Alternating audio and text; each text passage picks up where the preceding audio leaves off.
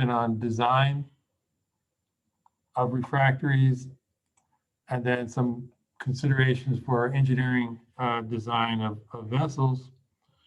And then I have a longer section. We'll probably start it this morning and finish this afternoon on applications, all the different types of applications, what the issues are, and what kind of refractories you might use.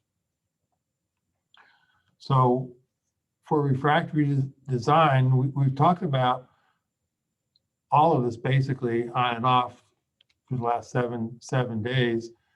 Chemistry, how do you design a refractory at the chemistry level or the atomic level? Mineralogy, the phases that are present, the compounds that are present. How do you design a material based on the mineralogy? And then putting it all together into a microstructure where you have coarse grains and a matrix and porosity. And some of the engineering design considerations are heat flow in and out of the vessel, expansion allowances in the refractory walls, compatibility issues, acid-base reactions, and then zoning.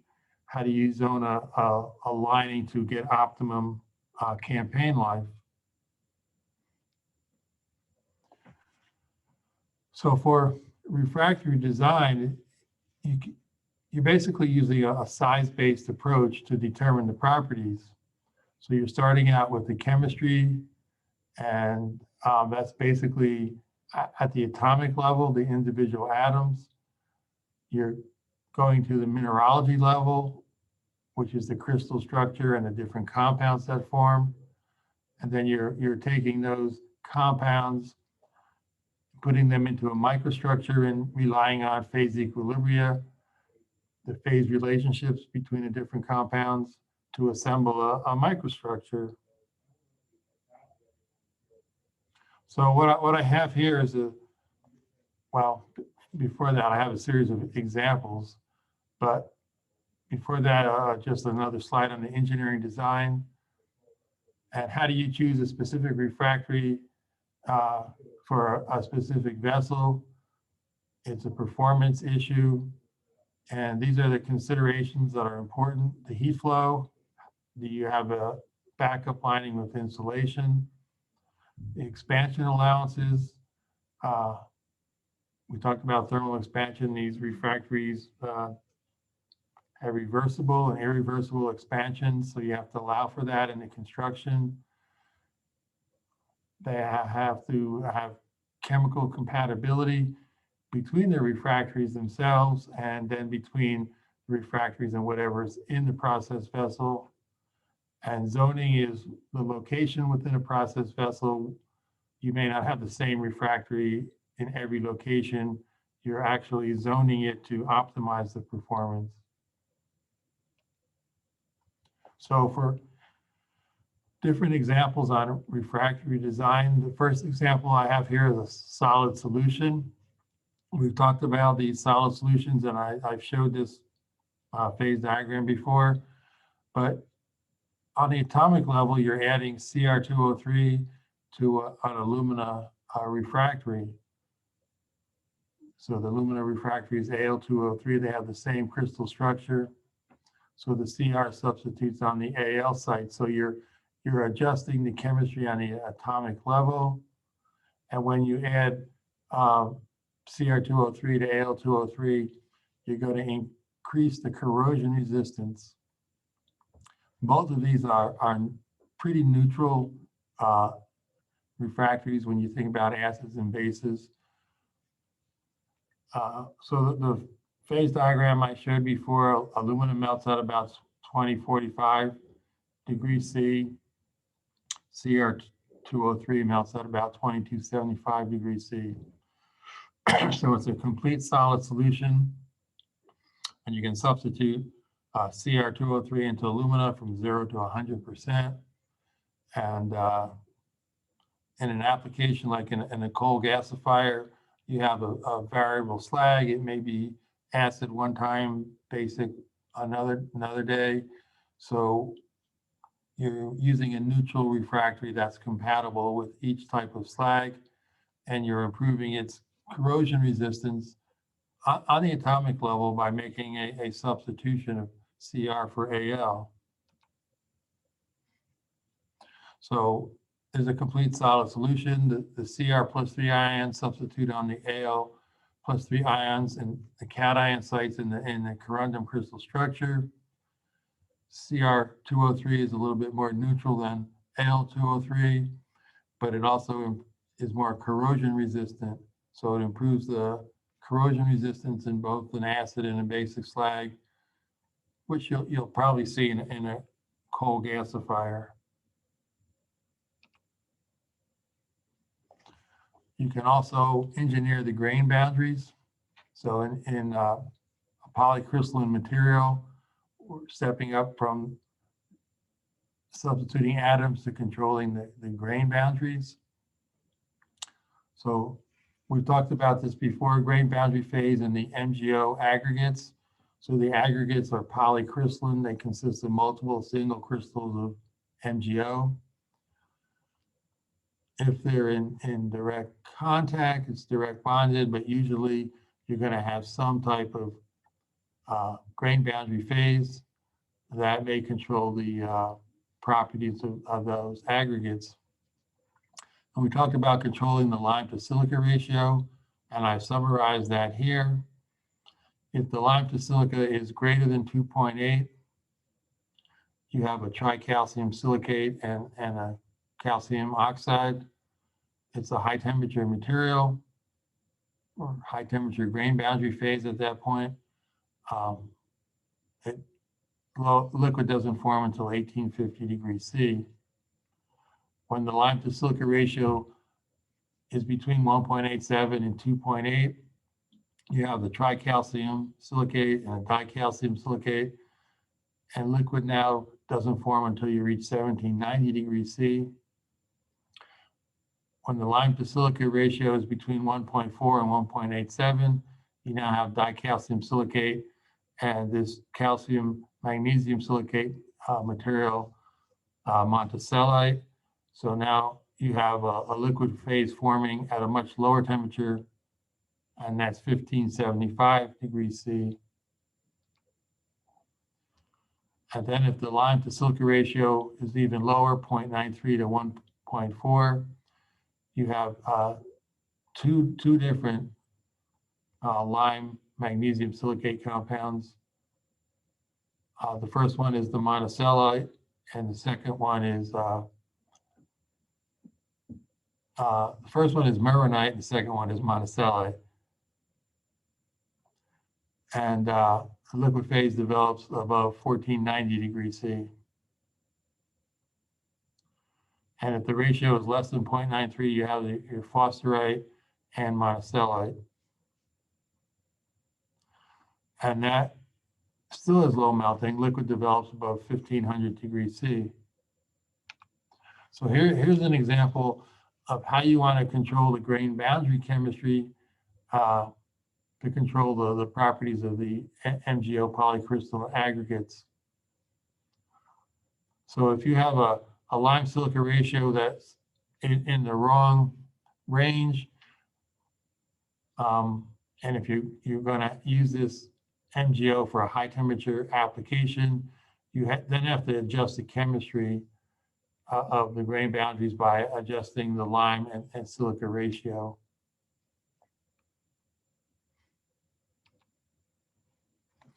On a higher level, mineralogy, and now we're looking at controlling a matrix phase. We just looked at controlling some of the features of a polycrystalline aggregate. So here's an example of spinel formation in a resin-bonded alumina MgO carbon composite. These are used in ladle linings. Ladles a long time ago were pretty much fire clay type, high alumina fire clay type materials. And they had mortar joints, so the brick joints had to be mortared. As the ladles are used now for higher temperatures and not just to move metal around. They're used for refining and so on. And at higher temperatures, they've gone to a higher performance lining, the Al2O3 MgO carbon lining. And if you control the matrix chemistry, you can put these materials in and you don't need a mortar. So the alumina and magnesia react to form the magnesium aluminate spinel. We've talked about spinels. There's a volume change, a permanent volume change, so that structural expansion when spinel forms basically tightens the joints between the refractory bricks. So you do not have to use a mortar, which is a lower performance layer in the refractory structure.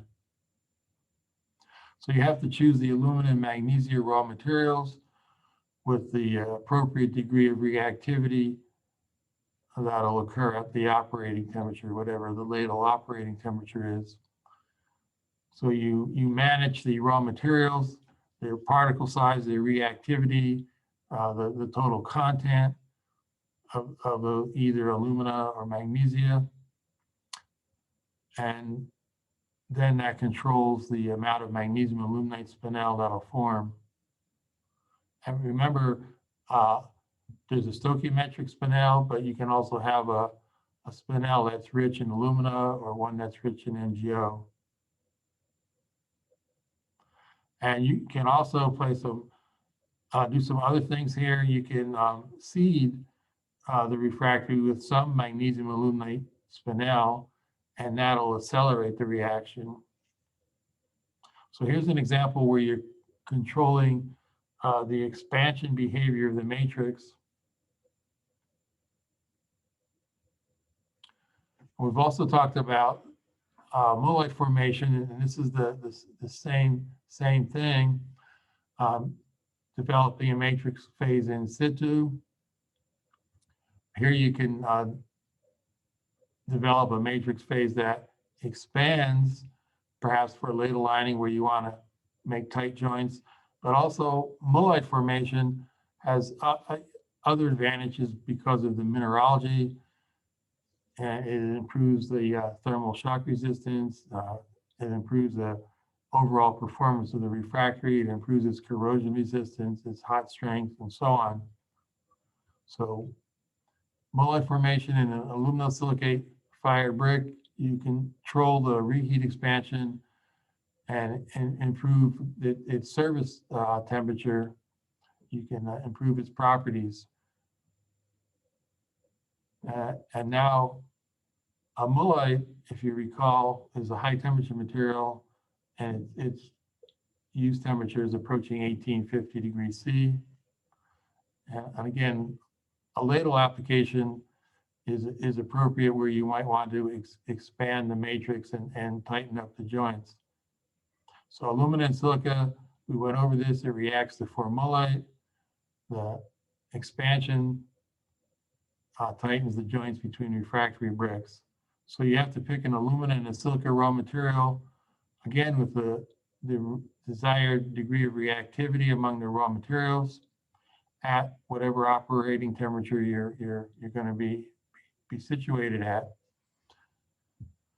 So you can form a desired amount of mullite, you can tailor that reaction, and the reaction is simply 3Al2O3 plus 2SiO2, yielding the 3:2 alumina to silica mullite compound.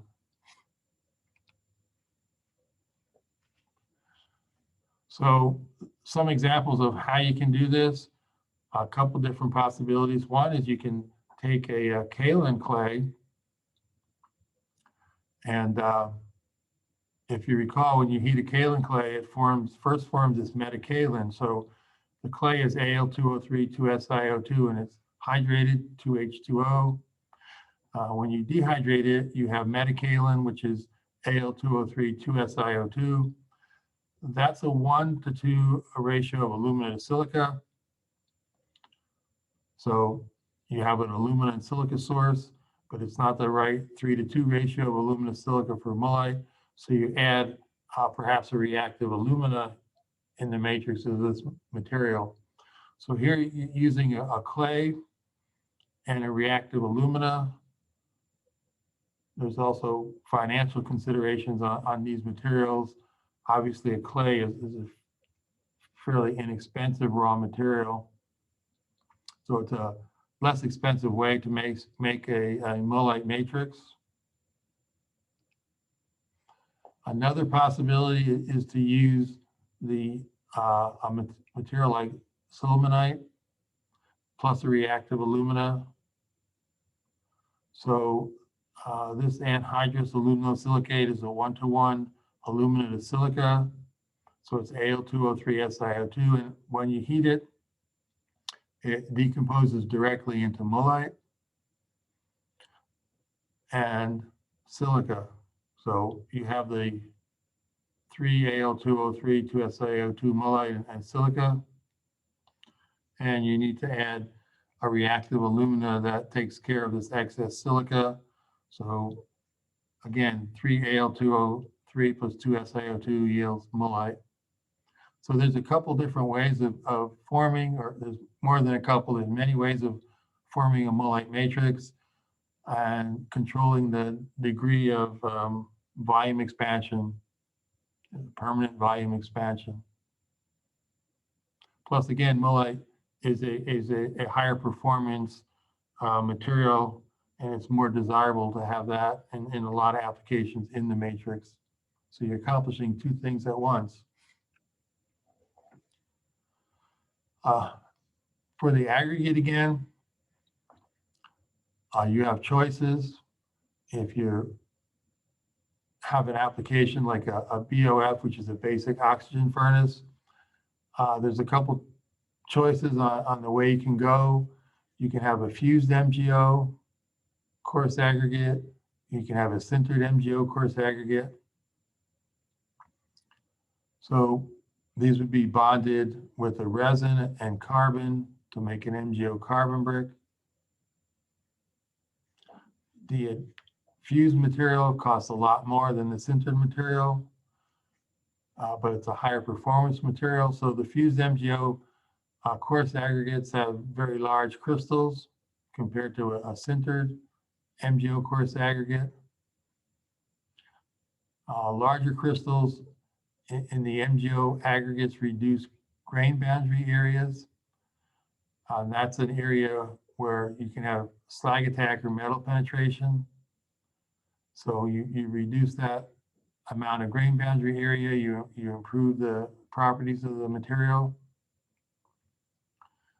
Fused aggregates also have very little porosity compared to a sintered aggregate. Porosity is approaching 0 compared to 10 or 15%. So when you make an MgO carbon composite and you have an area perhaps in a basic oxygen furnace that's more aggressive towards degrading the refractories, you'll probably put in a fused MgO as opposed to the sintered MgO coarse aggregates. So the fused material is going to have better corrosion resistance to both slags and molten metals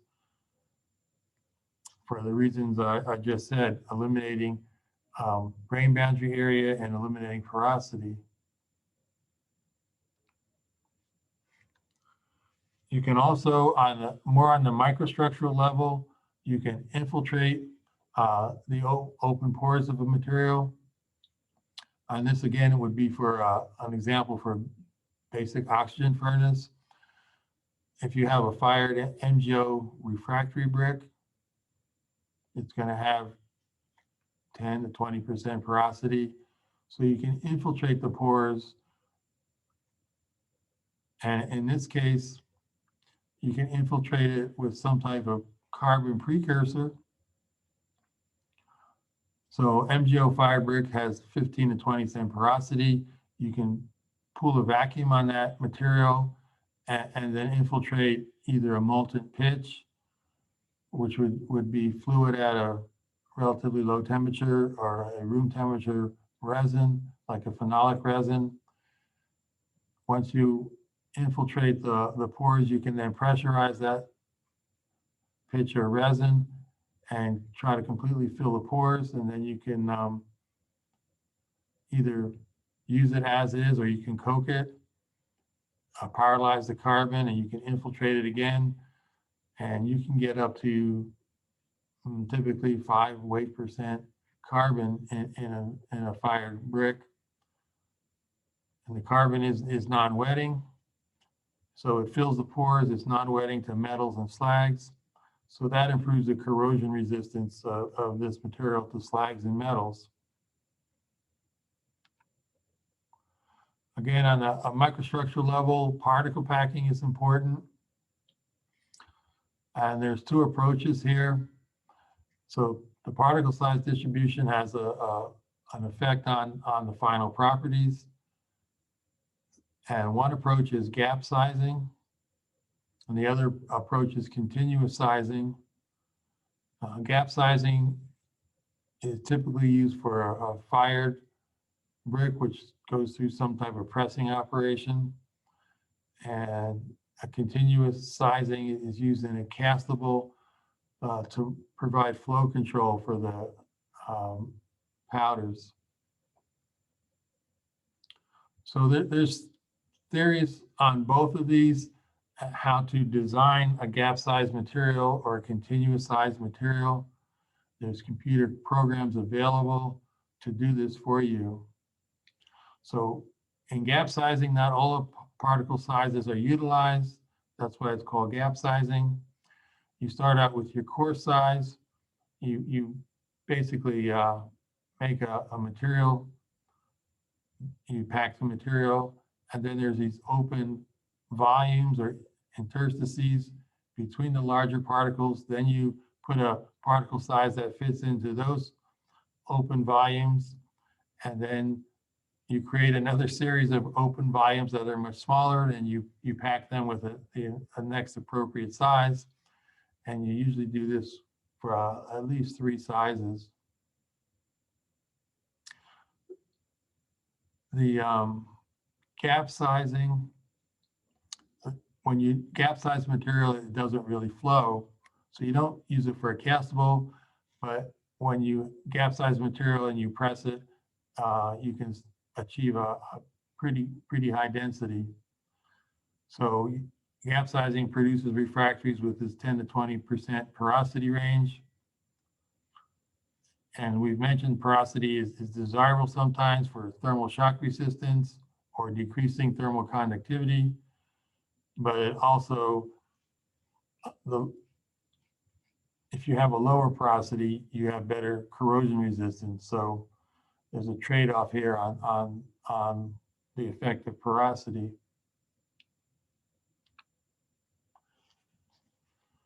So it's common practice to use 3 coarse size fractions in gap sizing to press a brick that you're going to fire. So here's an example of 3 size fractions, A, B, and C. A is 0.25 millimeters, B is 0.25 to 2 millimeters, and C is your coarse is 2 to 5 millimeters. And here's a ternary diagram. You have A, B, and C. So you have 100% A in this corner, 100% B over here, and 100% C. So if you take a mixture of A and B along this AB side, 50-50 mixture, you're going to get a density. The numbers here are 1580, so 1,580. It's grams per cc. It's been multiplied by 100, so it's 1.58 grams per cc. And if you do the same thing over here between C and B, it's 1.59 for the density, and between A and C, it's 1.64. But then when you start making mixtures of all 3, these are the density contours. You can see it zeroes in over here to the highest density, 1.765, which is roughly 30% A, 35% C, and looks like about 35% B. So it's about a third of each one, and that's giving you the maximum density. So basically, you just to construct this chart, you have your graded sizes, you mix them in different proportions, press them, and then measure the resulting green or unfired densities. And then you arrive at the right proportion to give you the maximum density.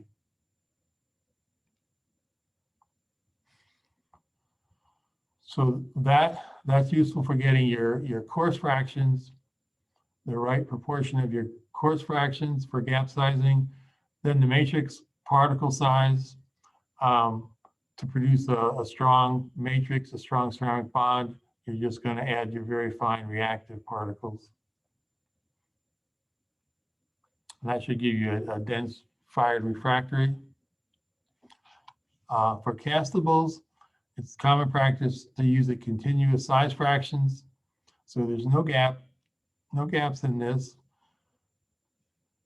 And in the continuous sizing, the next finer size just occupies the interstitial gaps of the previous larger size.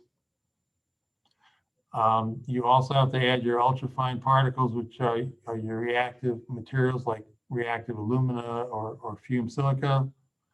So in a continuous size system, it has good flow characteristics, and by adding the ultrafine particles, you can produce a strong ceramic bond in the matrix.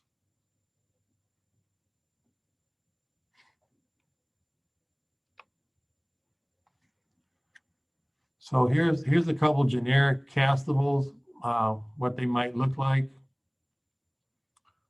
There's a low cement here, and then there's an ultra low cement. So these would be continuous sizing. So you have alumina, and they're using fused alumina here, so it's a high performance castable. So these are dense alumina aggregates, 2 to 4 millimeters, 0.5 to 3 millimeters, less than 4 millimeters, and minus 75 microns. You have a reactive alumina, a calcined alumina, which is probably a little bit coarser in size than the reactive alumina, a fine particle size silica, the fumed silica. You have a certain cement content, calcium aluminate cement, and there's water. It's a pretty low water content, 4%. That's pretty typical of low cement materials. The lower the water content, the less, obviously, the less water you use, but the less porosity you create. Conventional castables may be up to 10, 20% water additions. So these are the proportions. You have your coarser aggregate, about 9%. The next size is 29. Next size down is 19, and then finally 14.5. And then your reactive materials, and I mentioned 6% calcium aluminate cement. The low cement material is 0.5, so it's ultra low. And they've added a small amount of this raw alumina, which is a reactive alumina. And the other parts of the distribution are pretty similar. There's a little more fumed silica. So those are two typical particle size distributions and components for alumina silica based castables. This is obviously a high alumina castable with a small amount of silica to form a mullite matrix.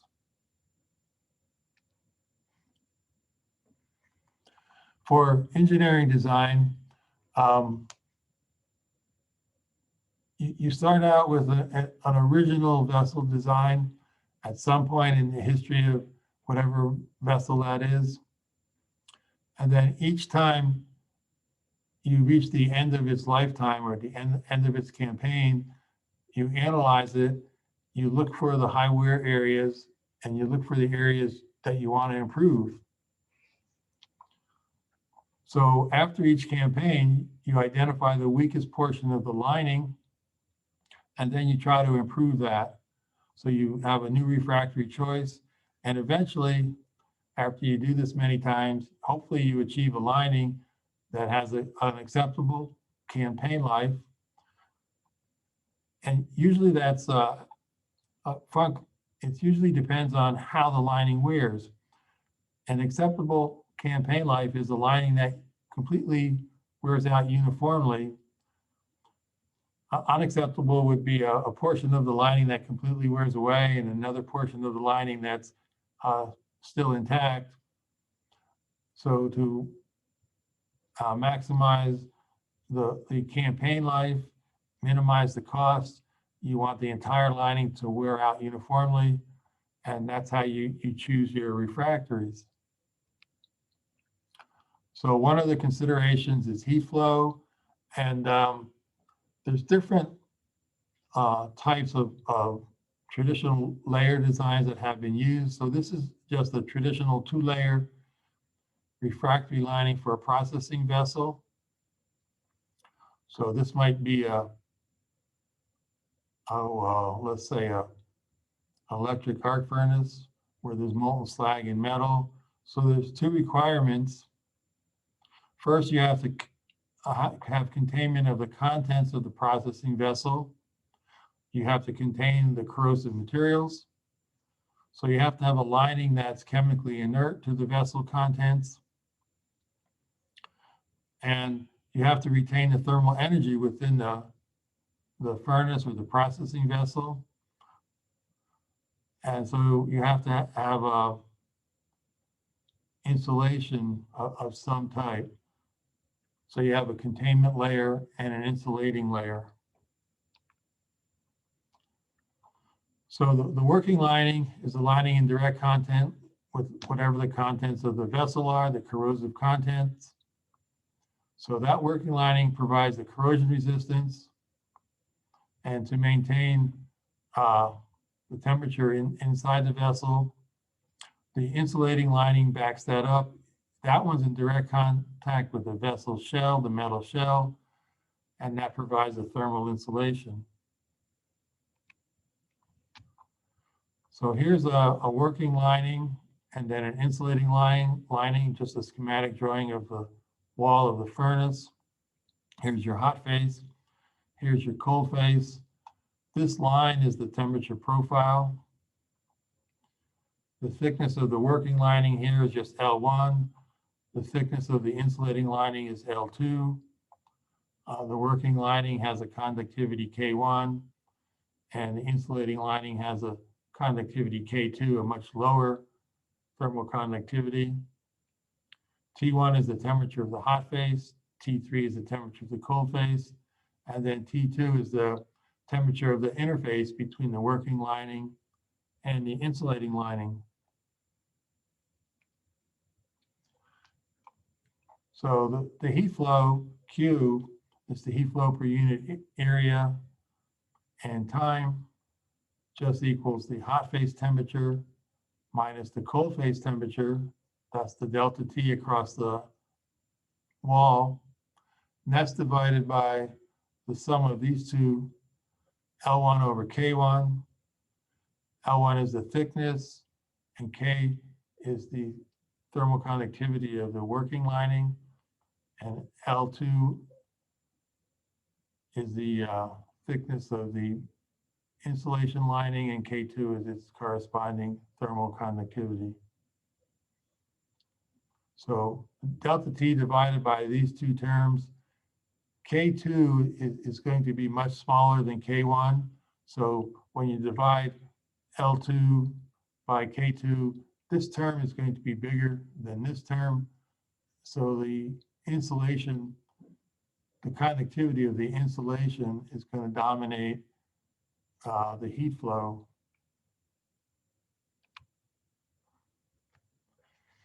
And here's a table that just illustrates relative heat flow, relative heat loss. So K, WRK is the thermal conductivity of the working lining. KINS is the thermal conductivity of the insulation lining. So this is just the ratio of those two thermal conductivities. It's 2 to 1, 5 to 1, 10 to 1, and 20 to 1. X is the thickness of the working lining, and X, I, and S is the thickness of the insulation lining. And those ratios of thicknesses are 1 to 5, 1 to 2, 1 to 1, 2 to 1, 10 to 1, and infinity. That means there's no insulation, it's all working lining. So this table just shows relative heat loss. So if we start out at this point where this number is 1, and if we go up here, the ratio of the two thicknesses is infinity. So now we just have the working lining.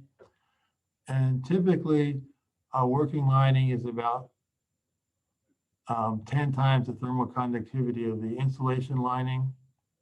So this is your baseline 1. So if we go from 1, where we have a ratio of 10 to 1, and we increase that to 20 to 1, so we increase the thermal conductivity of the working lining by a factor of 2. We now move over here, and the heat loss is now twice what it was for this condition. So the relative heat loss is doubled now.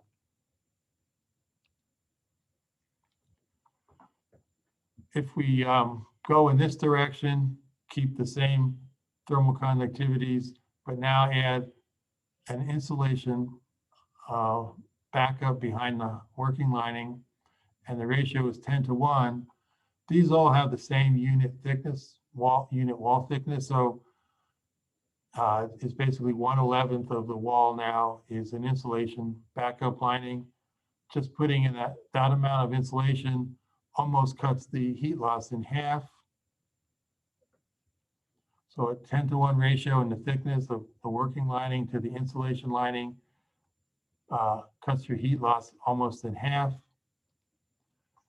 And then if you go to 2 to 1, so 1/3 of the lining now is the backup insulation and 2/3 is the working lining.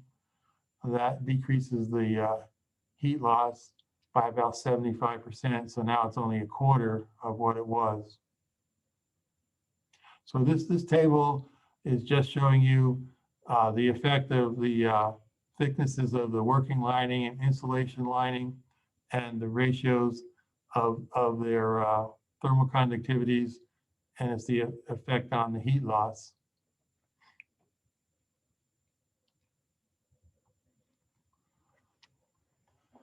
There's another version of this where you have 3 layers. So there's 3 requirements here. The first 2 are the same. As for the 2-layer lining, containment of the contents of a processing vessel containing the corrosive materials, having a working lining that's inert to whatever you have in that vessel, whatever corrosive materials you have, retaining the heat within that processing vessel. But now you also have a safety lining, which is between the containment and the insulating lining. It backs up the working lining in case there's a failure of the working lining.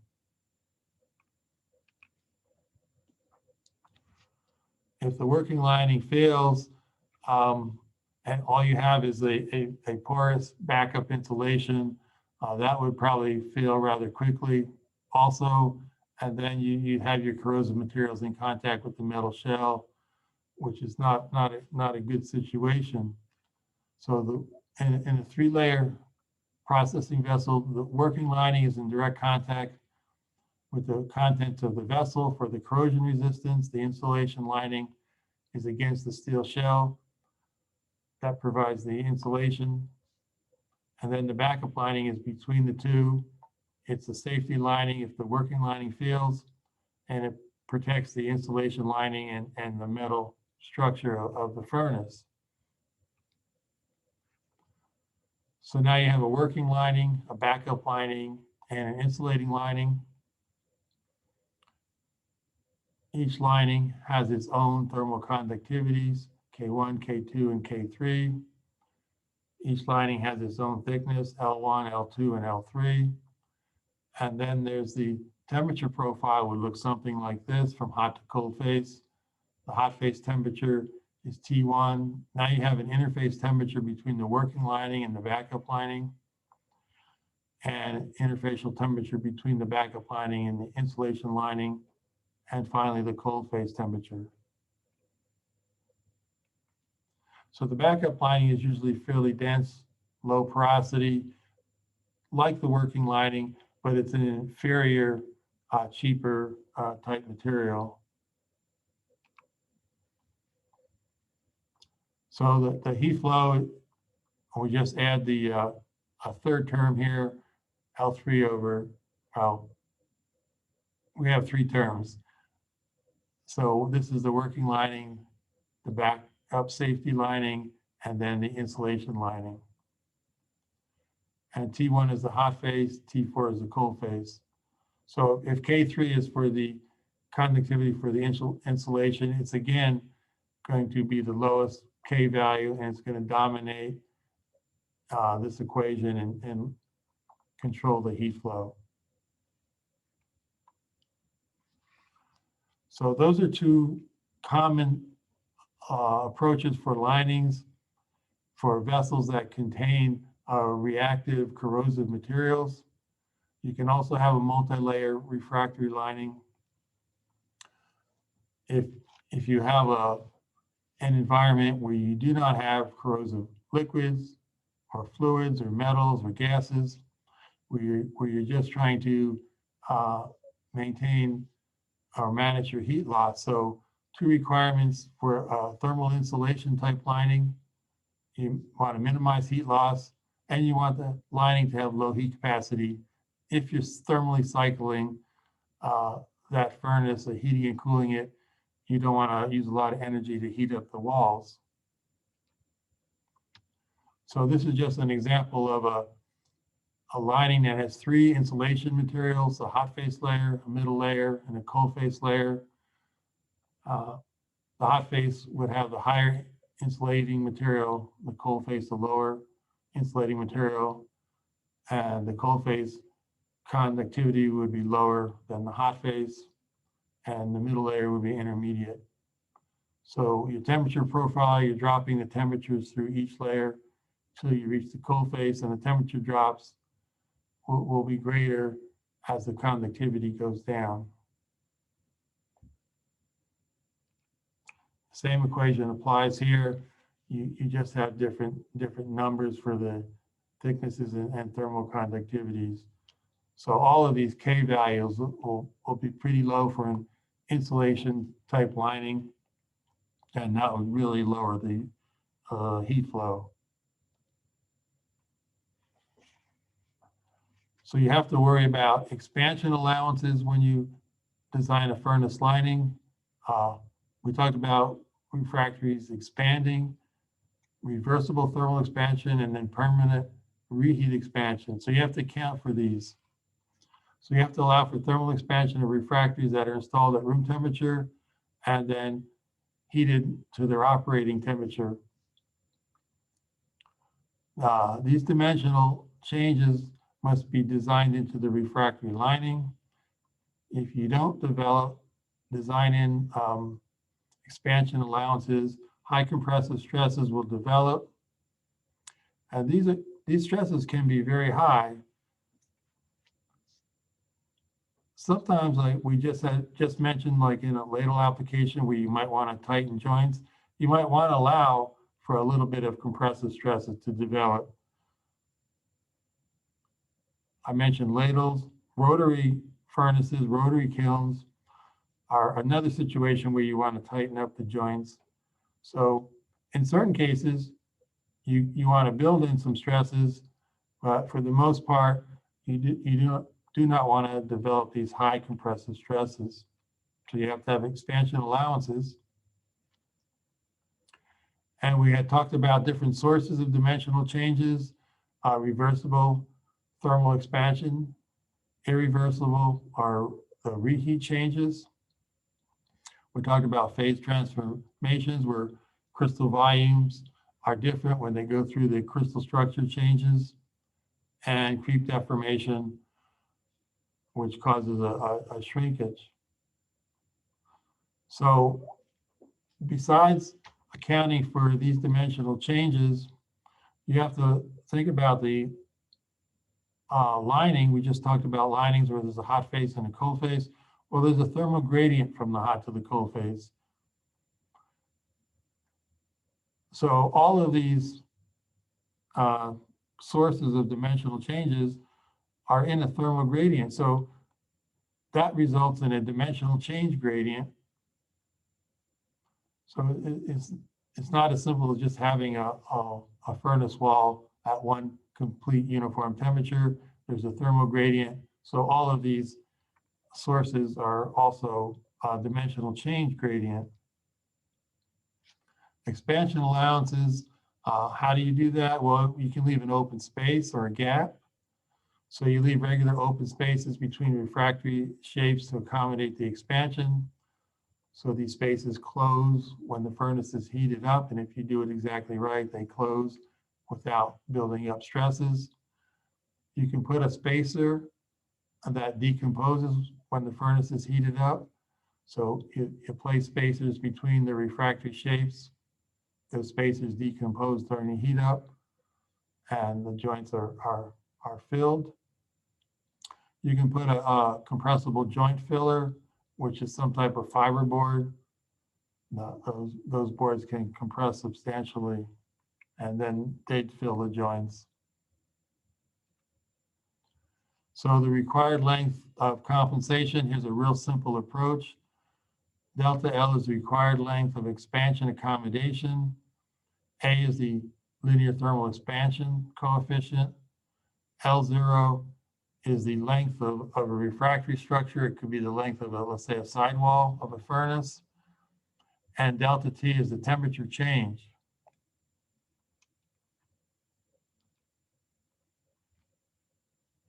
So here's an example of an expansion allowance for a fire clay material.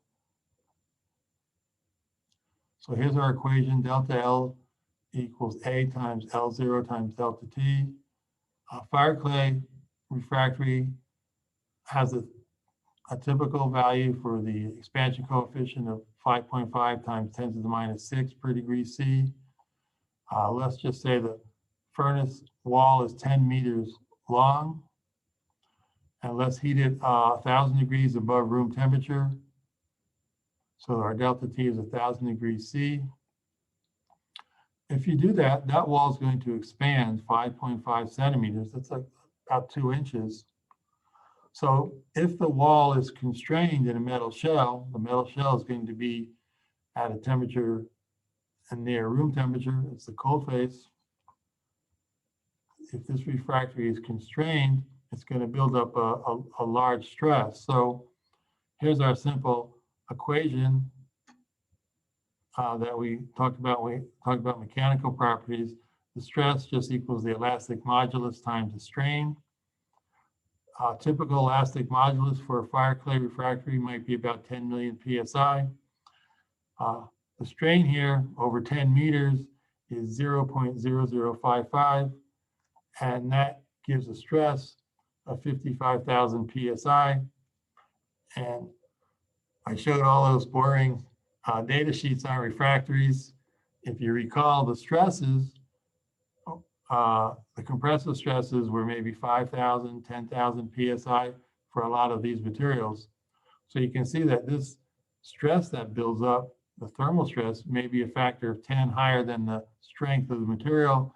So obviously the hot face, because there's a thermal gradient in this wall, the hot face is going to see these high stresses, and the hot face is going to degrade, perhaps even spall off from those stresses. So fracture is most likely going to take place. So you have to allow proper expansion allowances to avoid that. Another design consideration is the acid-base reactions. So refractories have to be chemically compatible with themselves and with whatever you're processing in the vessel. So different refractory compositions in contact with one another have to be compatible.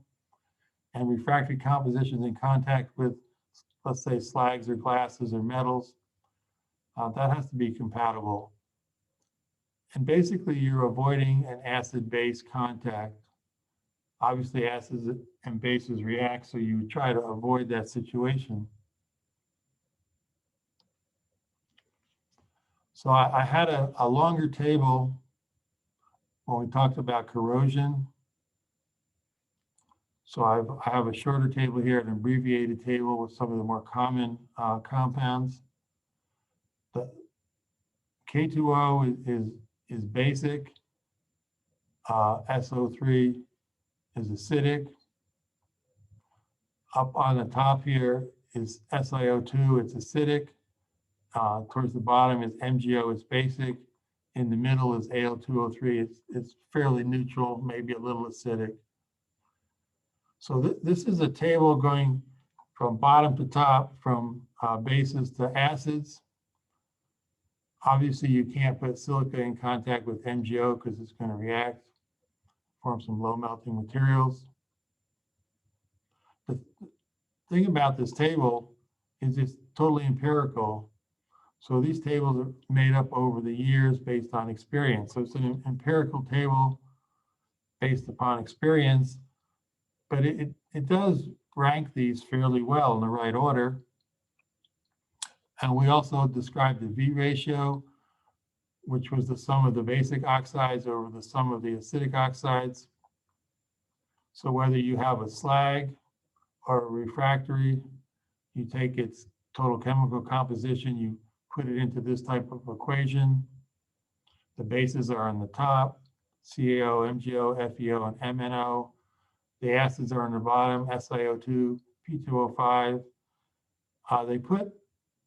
People generally put Al2O3 in as an acid, but it's really close to being neutral. Fe2O3 and Mn2O3. So those are some examples of bases and acids. If the ratio is greater than 1, you're in a situation where you have basic chemistry. So if this is a slag composition, perhaps, and it comes out to be a base, you want to use a refractory, perhaps MgO, in contact with that. If the V ratio is less than 1 and it's acidic, if the slag is acidic, you're going to want to use a silica-based refractory. So I mentioned that ranking is empirical. There's another way to rank the acid or basic nature of a slag or a refractory. And that's a concept known as optical basicity. So optical basicity of an individual oxide, you can calculate that based on Pauling's concept of electronegativity. And electronegativity is just a measure of the ability of an atom in a compound to attract electrons. The range goes from 0.7 to 4. So 4 is an element that attracts electrons. 0.7 is an element that gives up electrons. So the higher the number, it's just a measure of ability of an atom to attract electrons. So that's the electronegativity scale. So lambda is the optical basicity of an individual oxide. So 1 over lambda equals 1.36 times En, which is the electronegativity number, minus 0.26. So this is an approach developed by geologists in that field, and you can apply it to the refractory field.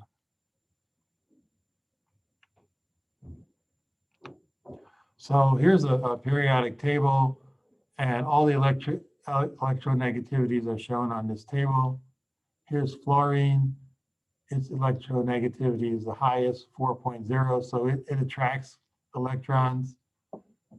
Cesium is 0.7. It's one of the lowest, so it tends to give up electrons. So all of the electronegativities are shown here. So the previous equation was for one metal oxide. So if you know the total chemical composition, let's say of a refractory brick or a slag, you can now calculate beta, which is the bulk optical basicity. So you're just summing from I equals 1 to n, the number of different compounds you have. VFI is the volume fraction of the I oxide compound, I metal oxide compound. Lambda I is from the previous equation, is the optical basicity of the individual oxide, and you have I of them also. So you sum up the optical basicities of the individual oxides based on their volume fraction, and you get this number beta. So beta is the optical basicity, and now you actually have numbers here for these different oxide materials. So an empirical ranking and calculated numbers based on scientific principles. You can see that as beta increases from 0.33 to 1.4. All of these numbers are basically increasing and pretty much ranking these metal oxides in the same order. So it's a newer approach. It's not well used, but it is available, and it's not a bad way to calculate your degree of acidity or basicity.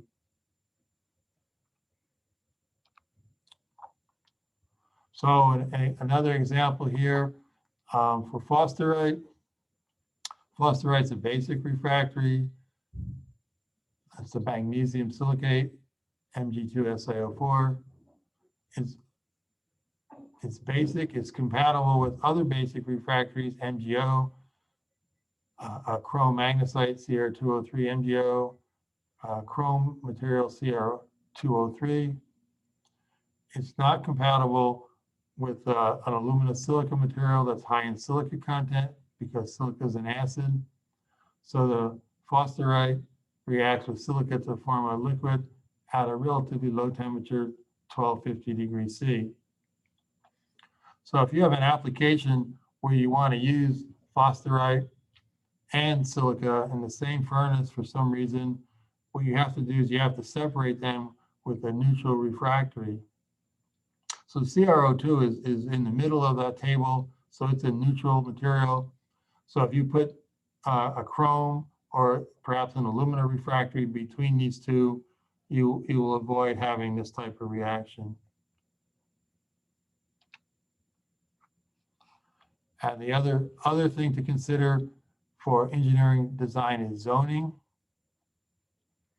So zoning, you basically take a refractory lining design methodology that employs different types of refractories, different qualities of refractories, different thicknesses of refractories at different locations in the same processing vessel. So from experience from running a vessel, you know what the different types of corrosion mechanisms are in the different areas of the vessel, and you design in refractories so that at the end of the campaign, the uniform there's a uniform wear rate, so the lining completely wears out at the same time. So you control the quality of the refractories, the type of refractories, and the thicknesses to maximize the campaign life. So different locations within a process vessel experience different operating conditions, require different types of refractories. So the entire refractory lining should have the same life expectancy or campaign life. Basically, all refractories in a lining should wear out at the same time. You don't want to leave a section inside a furnace where the lining is basically still intact, because when you do a tear out, you're going to lose that portion, and it's going to be an expense there. So some of the guidelines for zoning use completely different types of refractories for different locations. That's dependent on wear mechanisms. Use different qualities of the same type of refractories in different locations, again, dependent on the wear mechanisms. Use different thicknesses of refractories for region where there are different wear rates. So thicker linings where there's a higher wear rate.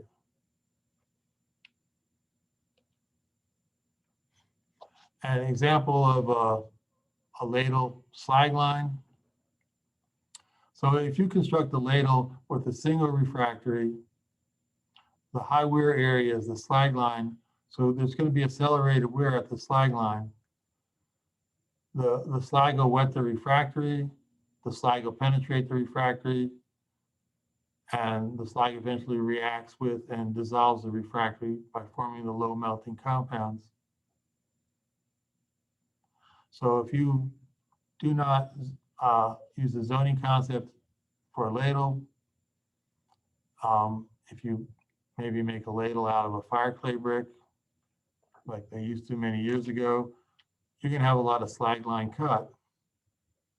So your refractory is only going to be wearing in the slag line, and then when that wears out, you'll have failure and you have to reline the whole thing.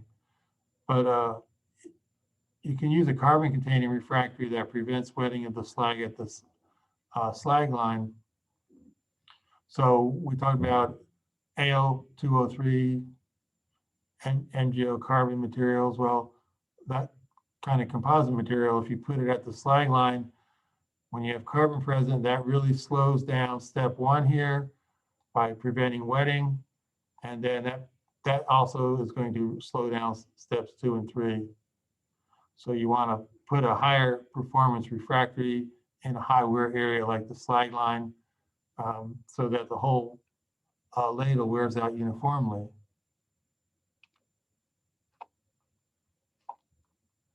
So you construct the ladle with 3 different types of refractories in different locations. That's what's typically done here. The barrel location that's in contact with the molten metal, that's the bottom portion of the ladle.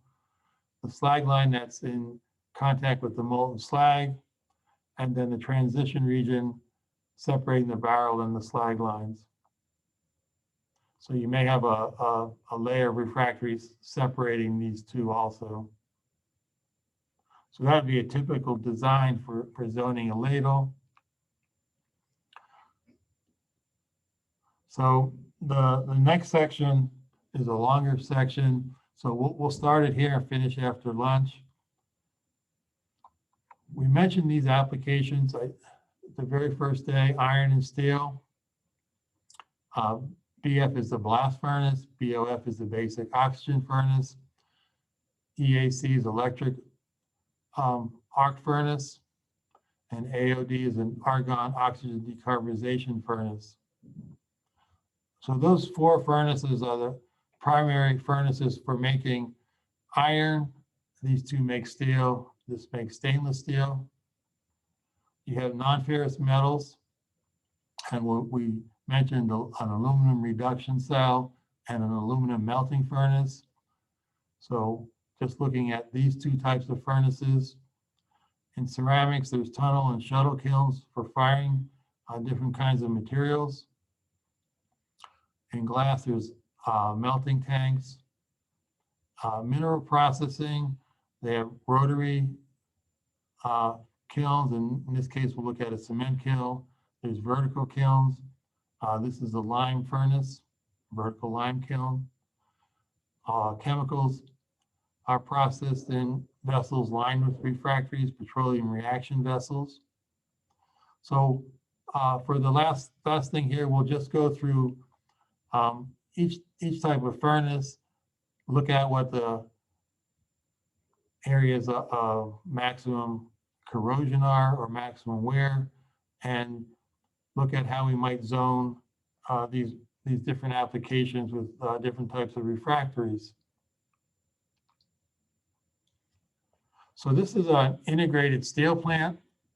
This is your blast furnace, which converts the iron ore to iron. So in iron making, you have your raw materials are some type of iron oxide ore, a carbon source, coke, and a limestone source for the calcium to make the slag. So this is your blast furnace. The raw materials go in the blast furnace. From the blast furnace, you make what they call pig iron, which is just steel with a carbon content probably around 5% or so. So iron has high carbon. That's emptied. The blast furnace is emptied into this type of vessel. It's basically a ladle. It's called a torpedo car. So it's a transfer ladle.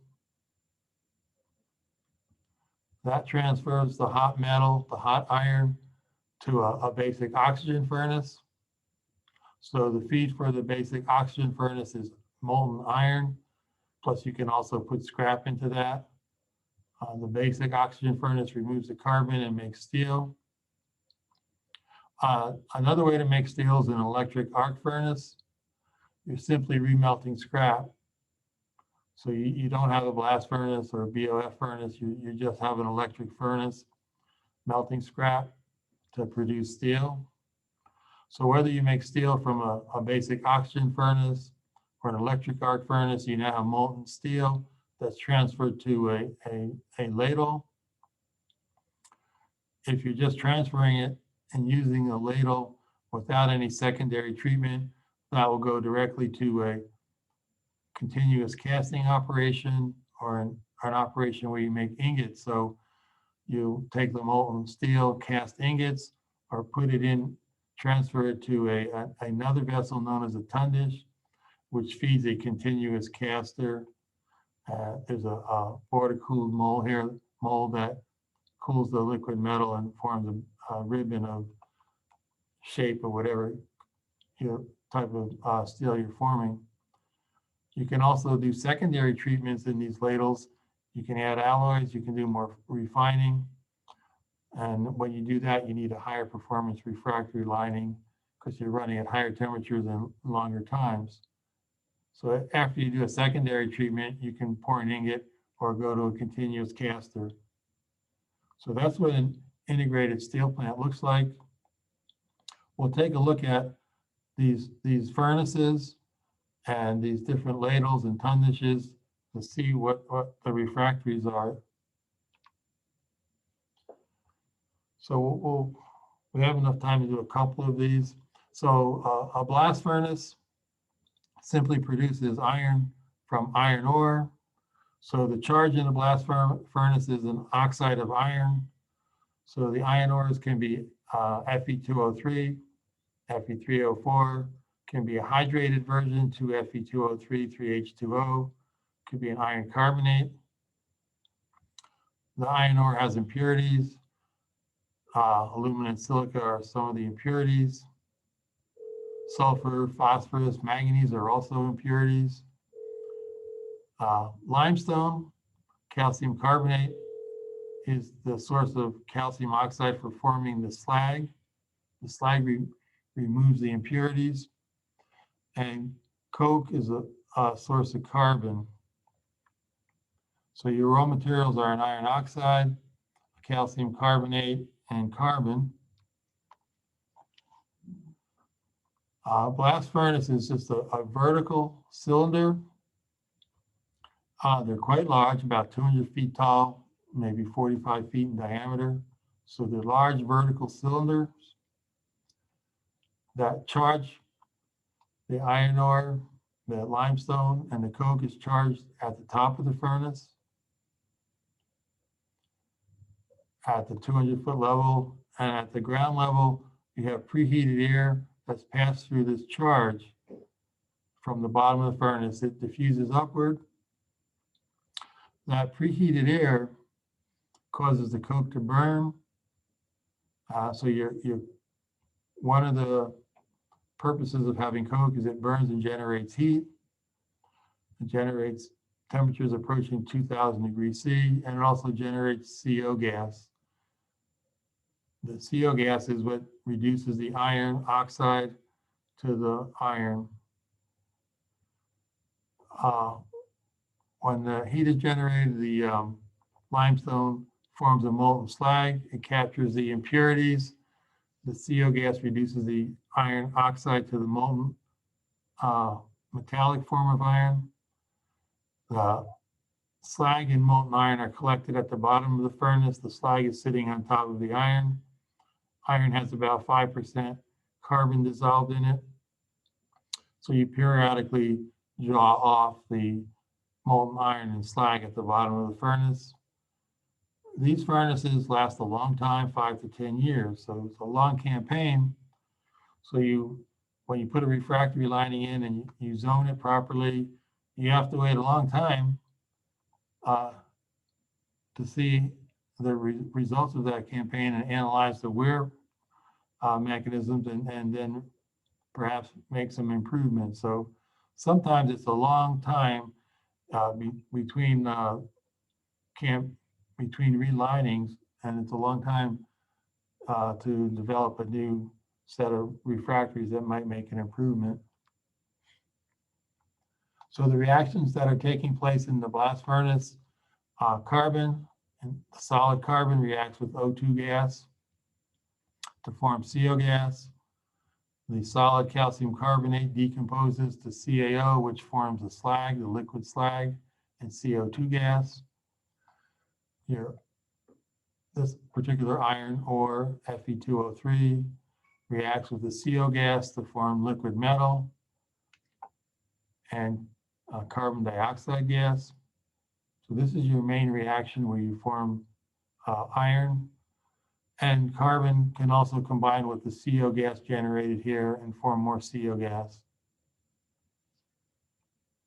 So your primary reaction is you're burning the coke or carbon, and then you're reducing the oxide of iron to the metallic form. So this is a side view cross-section of a blast furnace. The charge comes through the top, the mixture of iron ore, coke, and limestone, and it moves downward. So all these particles just represent the charge that's moving downward. In the bottom of the furnace, you have these tuyeres, which are injecting hot gases, hot air, and that moves upward, and that starts this reaction where the carbon burns and you form molten iron. So at the bottom of the furnace, you collect the molten iron. On top of that is the molten slag. And there are regenerator systems on this that takes the hot air and recycles it, and it goes into these tuyeres. We're not going to go over the regenerators for these things. But anyway, this is what the furnace looks like and how it works. Here's just another picture of that without the charge. You have a charging hopper at the top. You have wear plates because there's abrasion issues at the top.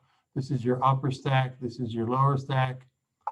You can see the tuyeres here where the hot air comes in. This is the hearth or the bottom of the furnace.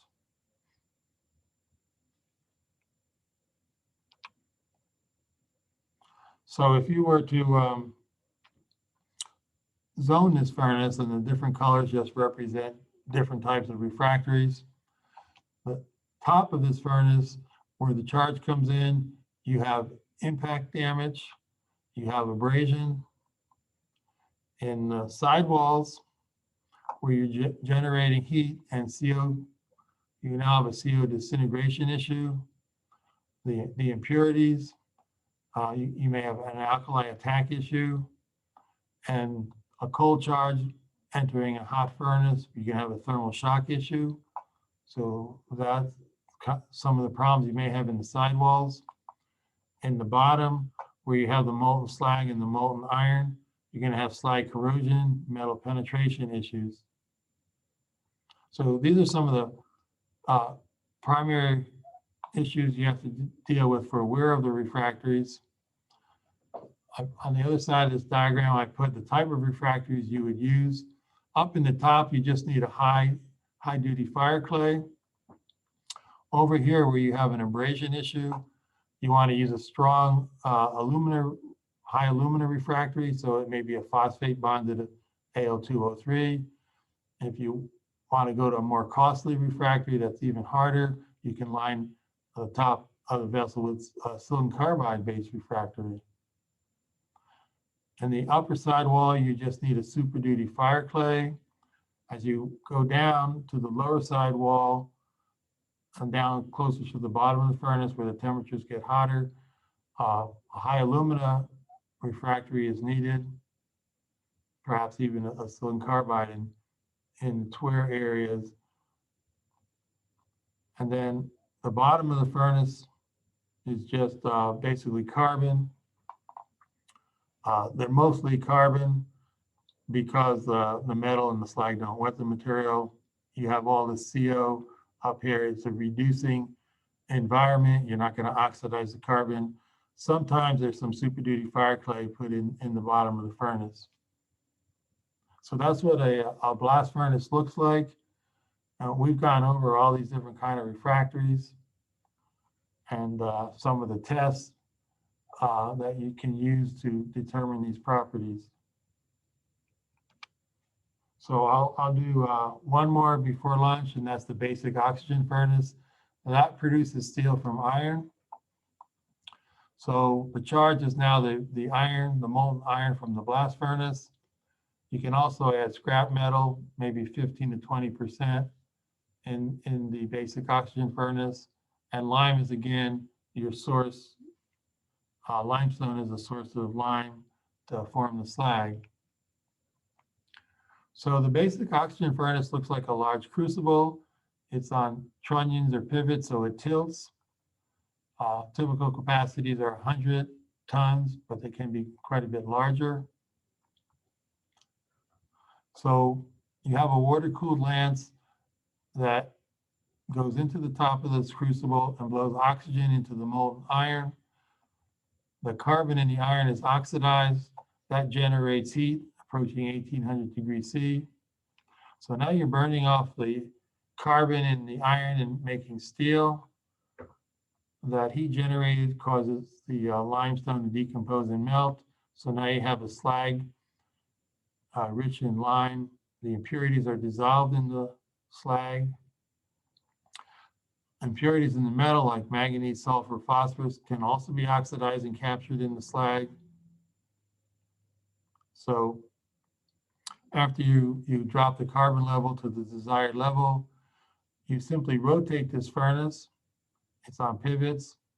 You tap off the steel, and now you have steel in the 0.01 to maybe 2.25% carbon range.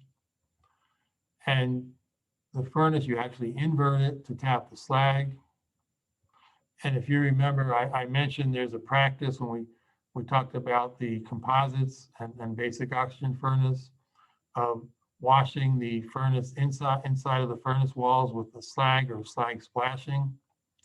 So you can rotate this furnace and coat the inside of the refractory with the slag.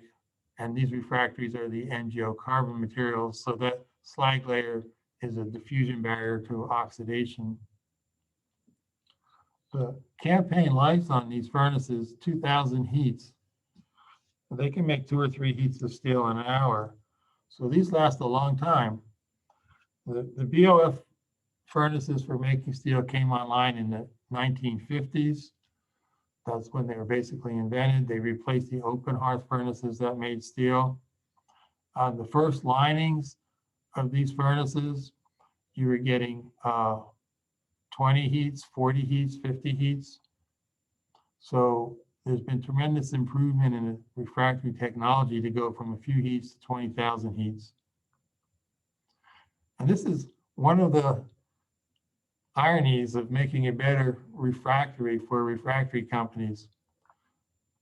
The better you make the refractory, the longer it's going to last, and the less you're going to sell, the less volume. But you're going to have a higher price. But just think, if these things only lasted 50 heats, how often you would have to sell a lining to a steel plant. Now they last 20,000 heats. So refractory companies, by making better refractories, really tend to try to put themselves out of business in one fashion or another. But the technology advances in this particular furnace from a few heats to 20,000 heats is pretty amazing. Primary reaction is just burning carbon out of the iron, making CO gas. So the oxygen that you inject into the vessel oxidizes the carbon. Other reactions taking place, you can oxidize the iron and form FeO, which is undesirable. You don't want to have a lot of your iron in the form of iron oxide in the slag. Impurities like silicon and manganese react with FeO, form SiO2 and MnO. They end up in the slag, and then you have additional iron that ends up in the molten metal. Carbon can also react with FeO to form CO and additional metallic iron. So this is a cross-section of a basic oxygen furnace. Here's your oxygen lance. The trunnions on the side are where it pivots, so it rotates. There's a tap hole in the top. Now it's rotated 90 degrees to these pivots, so it shows up in this drawing. So it's basically a large crucible. It rotates, and you blow oxygen into it. There's 3 versions of a basic oxygen furnace. This version is a top-blown furnace. This is a bottom-blown furnace. This is bottom and top-blown. So when you blow oxygen from the top, you can really stir the slag, get high temperatures up here, but you're not really stirring the metal. So the reactions are taking place faster in the slag than in the metal. If you bottom blow it, you're stirring the metal. Reactions are taking place faster in the metal than in the slag. The slag is not being stirred as much. But if you blow it from the bottom and the top, you're going to increase the efficiency. You're going to have good stirring in the metal and good movement in the slag. So you're going to speed up the reaction. So there's 3 versions of this. This is a top-blown version. It's just a large crucible with the oxygen lance. Slag corrosion in the upper areas and the lower areas. And you also have moving slag and metal. This is a very violent reaction. Slag is splashing and moving. So you have erosion issues, corrosion issues.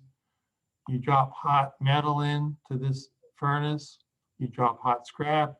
You're going to have erosion issues again and scrap impact issues.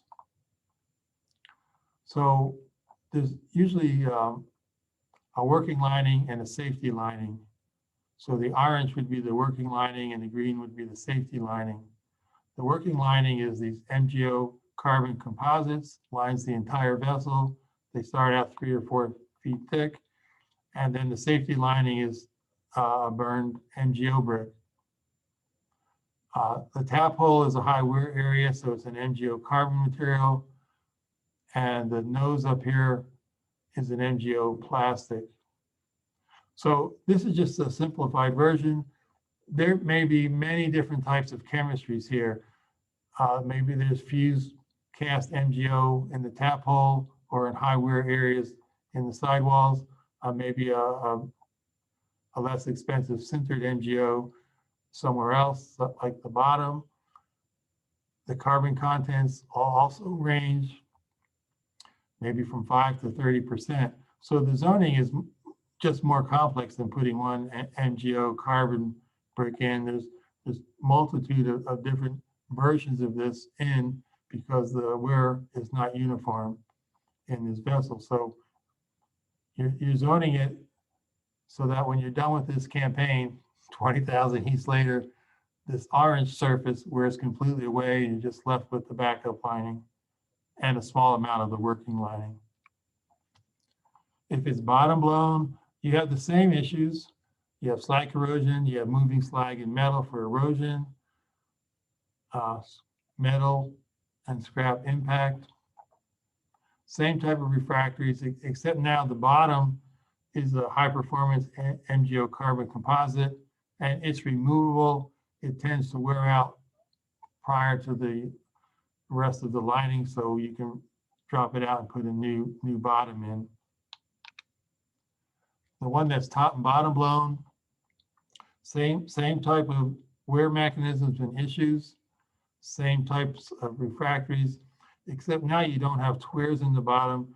You have these porous plugs. So these two yellow areas are porous plugs, and they're an MgO with high porosity.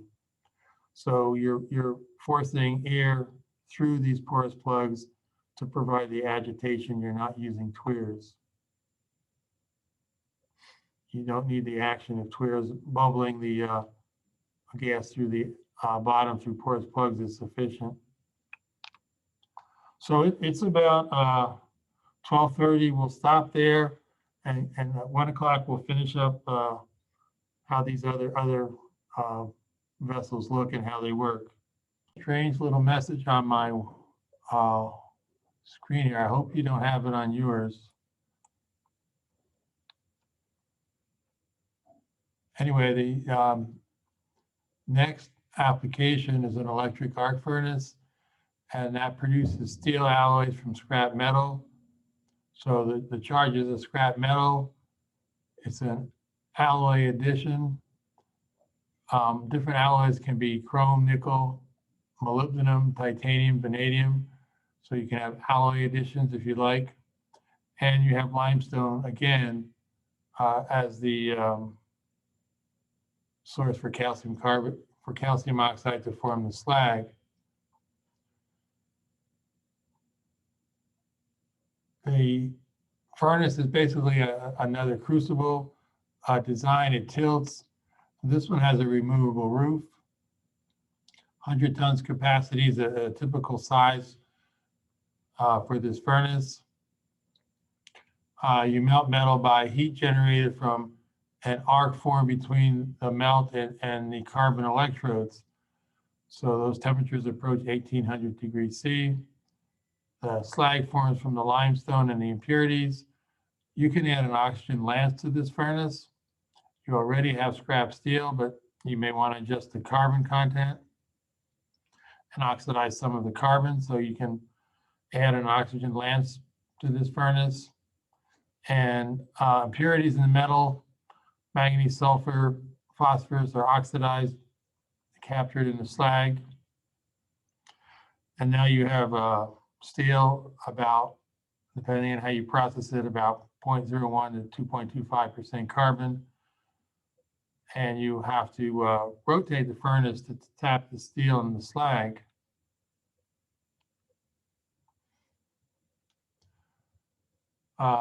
Basically, the reaction that you have taking place in this furnace is you're oxidizing any excess carbon with the oxygen lance and producing CO gas.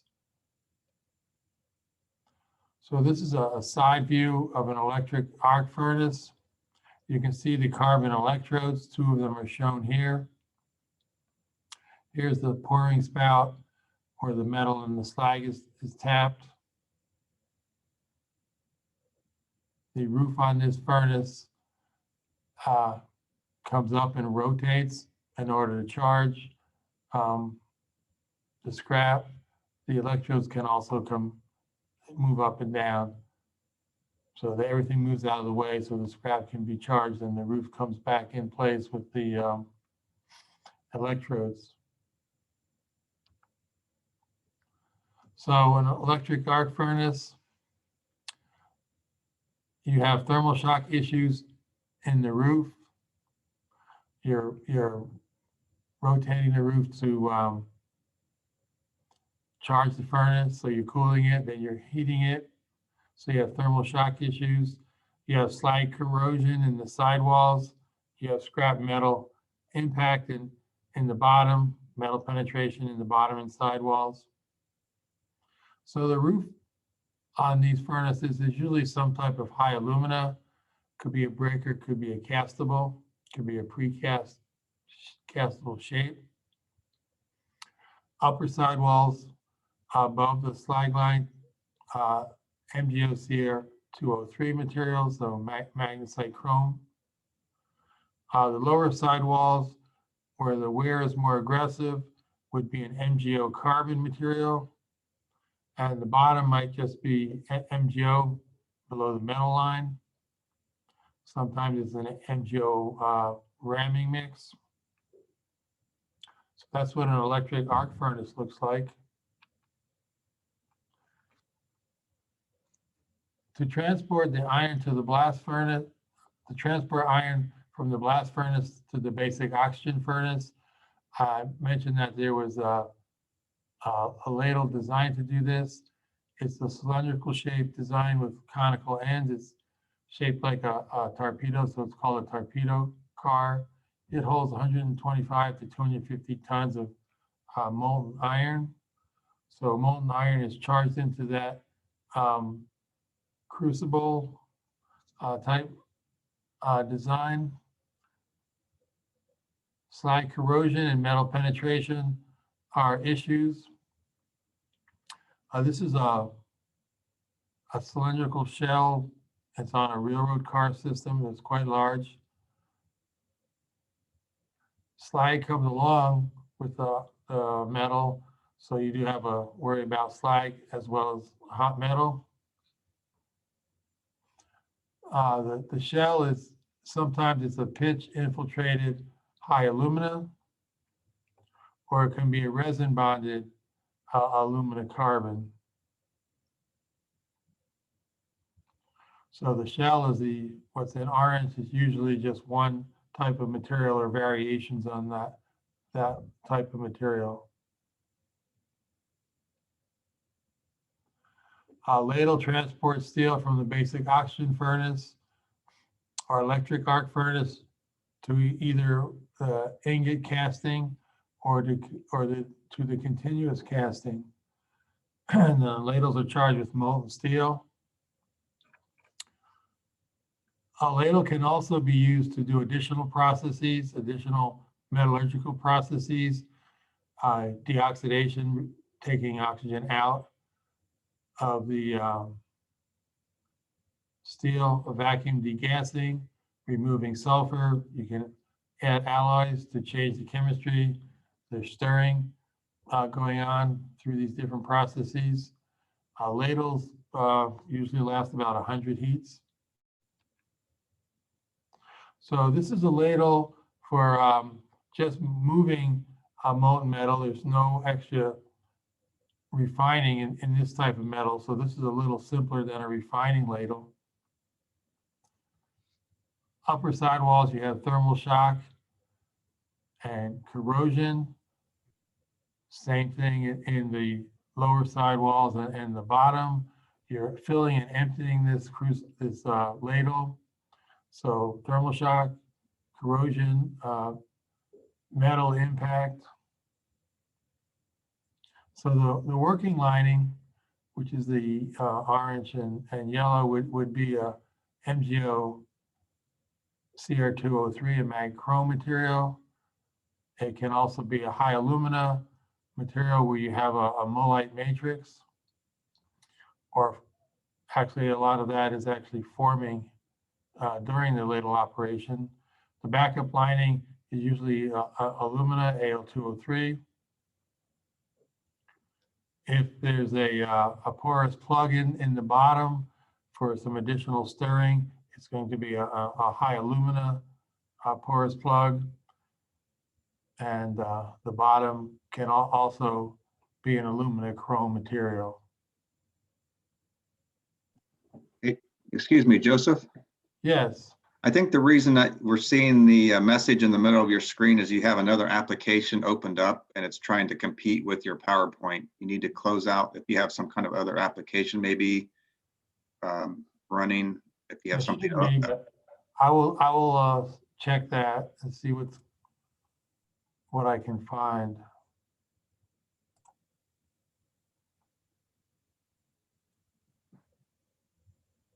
It won't be too bad. So that's a ladle that is used just for pouring. I was hoping it was only on my screen and wasn't on anybody else's screen. A ladle for refining is a little more sophisticated. You have a thermal shock and oxidation issues on the walls below the metal line and slag line. You also have corrosion. You have thermal shock and erosion in the bottom. So the working linings on these materials are alumina MgO carbon material. They're the composites. And that particular composite has a spinel matrix, which, like the mullite matrix, tends to form in situ during the operation of the ladle, and that tightens up the lining. The backup linings can be mag chrome or high alumina. And if you notice on this one, there's three colors on the side. So there's an insulating lining. It's usually an insulating firebrick or a fiber board. And that's because if they're doing refining or alloying or any other operation in this ladle, it's a longer time in the ladle and you don't want to have heat loss. So it has a third lining of an insulating material. The bottom has a porous plug, and this would be an MgO plug because if they're doing other fining operations, they're probably going to have a basic slag. So there's a porous MgO plug.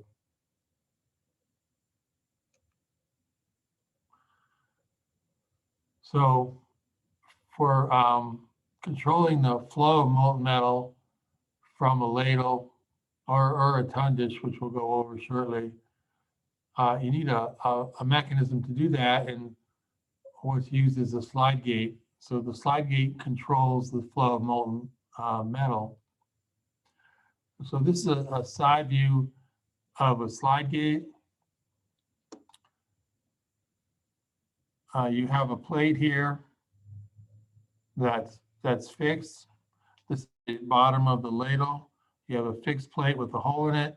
You have a plate that slides with a hole in it. When the holes are aligned, metal flows. When they're not aligned, it stops the flow of metal. So there's two plates, two nozzles, and a portion here that locks it into the bottom of the ladle. So you have a fixed plate and a sliding plate. So this is what a zoning might look like for a slide gate. We talked about nozzles and plates when we talked about composites. Obviously, you're turning off hot metal and turning it back on. You're going to have thermal shock. You're going to have, if you have carbon composites, you're going to have oxidation. You have corrosion and erosion from flowing metal. This block that locks the slide gate into the ladle bottom is usually a high alumina or alumina chrome refractory. And then the rest of this is going to be alumina carbon or alumina zirconia carbon, maybe enriched with zirconia to provide erosion and corrosion resistance. The tun dish, that's basically, it's shaped like a large bathtub. It controls the flow of molten metal to the continuous casting mold. It also does some metal refining. It traps in these low density refractory inclusions. It does have its own slag layer. So the charge into a tun dish is molten steel from either an electric arc furnace or a basic oxygen furnace. And the tun dish slag, because the metal sits in this tun dish for a period of time, the low density oxide inclusions, which are in the 2 to 3 gram per cc range, By a flotation process, they end up in the slag and are removed from the molten metal, which is much denser, about 7 grams per cc. So here's a ladle filled with the molten steel. There's a slide gate and one of the refractory nozzles. That feeds the tun dish, which now has a volume of metal. The tun dish will have its own slide gate and another tube. And because it's under the in the metal, it's a submerged entry nozzle. That's feeding the molten steel to this water-cooled mold. And the ribbon of steel that comes out of that depends on the shape of the mold. It's water-cooled, and you have a continuous piece of steel that you're forming. The tun dish has a lining, and then there's a nozzle that feeds the material from the slide gate to the tun dish, and then another nozzle from the tun dish to the continuous caster. So the different materials, the tubes have to be thermal shock resistant because you're turning off molten metal, so it's heated and cooled rather rapidly. They have a carbon matrix in the refractory, so you have to have oxidation resistance, and flowing metal always presents erosion type issues. So they're typically made out of alumina carbon or alumina zirconia carbon. And I showed some the other day with silica additions, fused silica to enhance the thermal shock resistance. So alumina, silica, zirconia, and carbon. So these are really severe conditions for these tubes. The tun dish has a renewable lining. So the blue is the backup lining. The tun dish is subjected to, or the backup lining is subjected to thermal shock as the hot metal is added. The backup lining consists of a fiber board or an insulating IFB, maybe a 50% alumina. And on top of that is a denser alumina, maybe a 70% alumina. So the backup lining against the tun dish shell is a fiberboard or an IFB, and then on top of that is a dense alumina. That's the permanent lining in the tun dish. The inner lining is a renewable. So you have, you don't really, the inner lining would be here, the yellow colored material. You don't really have to worry about corrosion, erosion, thermal shock. You're not worried about any of that because you're using this for a low number of heats, less than 10 ladles will be emptied into this. And then you're going to remove this and throw it away. So you don't really care how bad it gets degraded as long as it lasts a certain amount of time. So renewable linings can be an insulating fiberboard, and they're usually a magnesia olivine material, so about 90% MgO. More common, they're a renewable gunning mix, the same composition, magnesia olivine, about 90% MgO. A gunning mix is just easier to form this disposable lining. And there's some pieces of other types of refracting materials in this tun dish. It's called tun dish furniture. There's a pouring pad, a high alumina castable, so it's a dense castable where the hot metal is poured into the mold and it diffuses outward. You don't want to pour hot metal onto a fiberboard or an insulation type gunning mix. So you have some other features in this furnace that take care of the molten stream of metal. AOD is argon oxygen decarburization. This furnace produces stainless steel. The charge is molten metal from an electric arc furnace. So in a production facility that's running an argon oxygen decarbonization vessel, it's going to have an electric arc furnace to provide the molten metal to the AOD vessel. You have to have some type of source of chrome, so ferrochrome, FeCr. You have a limestone, the calcium carbonate, to create the slag. And in this furnace, you're also adding fluorospar, which is a calcium fluoride, which really fluxes this slag and makes it more fluid. It's a tilting furnace designed similar to a basic oxygen furnace. It maybe typical size might be about 100 tons capacity. You have a water-cooled lance at the top of the furnace.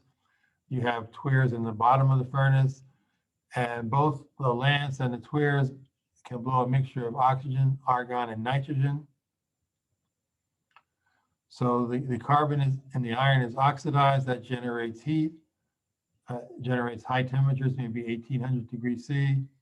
And then the Cr2O3 is reduced to Cr. So when you blow oxygen into this furnace, you start to oxidize the chrome, which is the component that makes it the steel, stainless steel.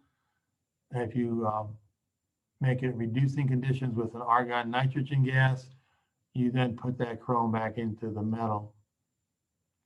You have a molten slag from the limestone and the calcium fluoride.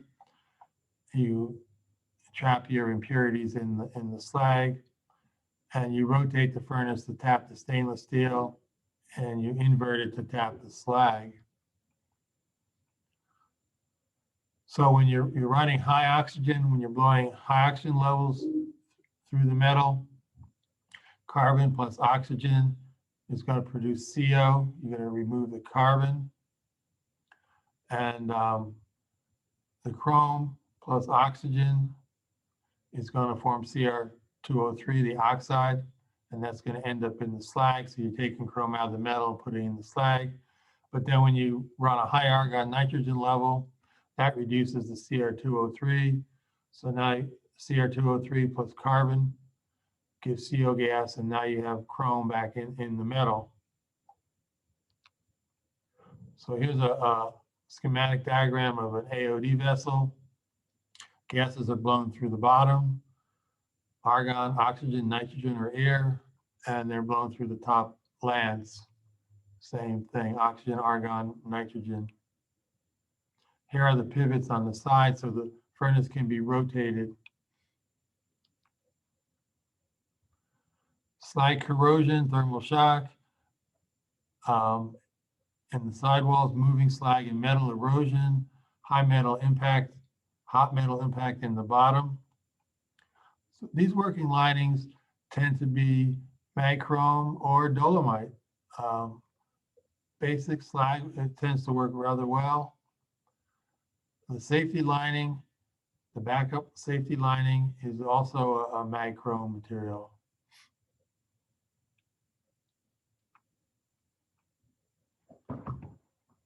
Now that pretty much summed up all the different kind of vessels and ladles in an integrated steel plant.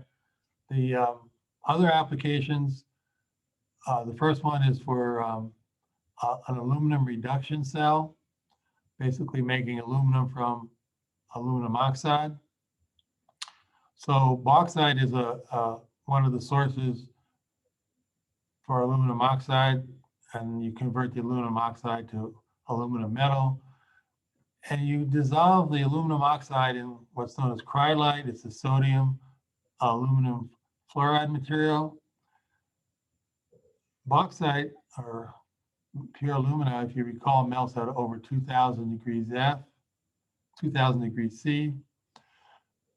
And that would be a hard material to work with and reduce it in the molten state to metallic aluminum. So you add cryolite and you flux the bauxite. So now you dissolve the alumina in this cryolite flux, and now you have material that melts in the 800 C range. So this cell is rectangular. There's a graphite cathode and a carbon anode. So you're dissolving the alumina in this cryolite solution, and now you have ions of aluminum, sodium, oxygen, and fluorine. So the complex ions containing the aluminum are reduced to aluminum metal at the cathode. It's in the liquid form. And at the anode, oxygen reacts to form CO and CO2. The anodes are therefore consumed, and you periodically change the anodes. And you keep adding Al2O3, the oxide form, to the cell, and then you keep tapping the metallic form. So at the cathode, which is the electron source, electron donor, 2Al plus 3 plus 6 electrons form the aluminum metal. At the carbon anode, oxygen forms just O2 gas, and then you liberate 6 electrons. So the overall reaction is 2Al2O3 plus carbon, yielding aluminum metal, and then CO2. So that's the CO2 is coming off from the anode and consuming the anode. So here's a cross-section of a cell. The alumina is fed in through a hopper, Al2O3. Here's your cathode. These are your anodes. There's a refractory lining. Here's your aluminum metal. Here's your slag, which is the cryolite solution. And again, the overall reaction is the aluminum oxide, Al2O3 plus carbon, giving aluminum metal, and CO2 gas is coming off, and the gas is coming off through the roof, and the oxygen is reacting with the carbon anode, and it's being consumed, and the CO2 is coming off. Simplified version, you have your carbon anode, your graphite cathode, your molten aluminum, and your cryolite bath layer.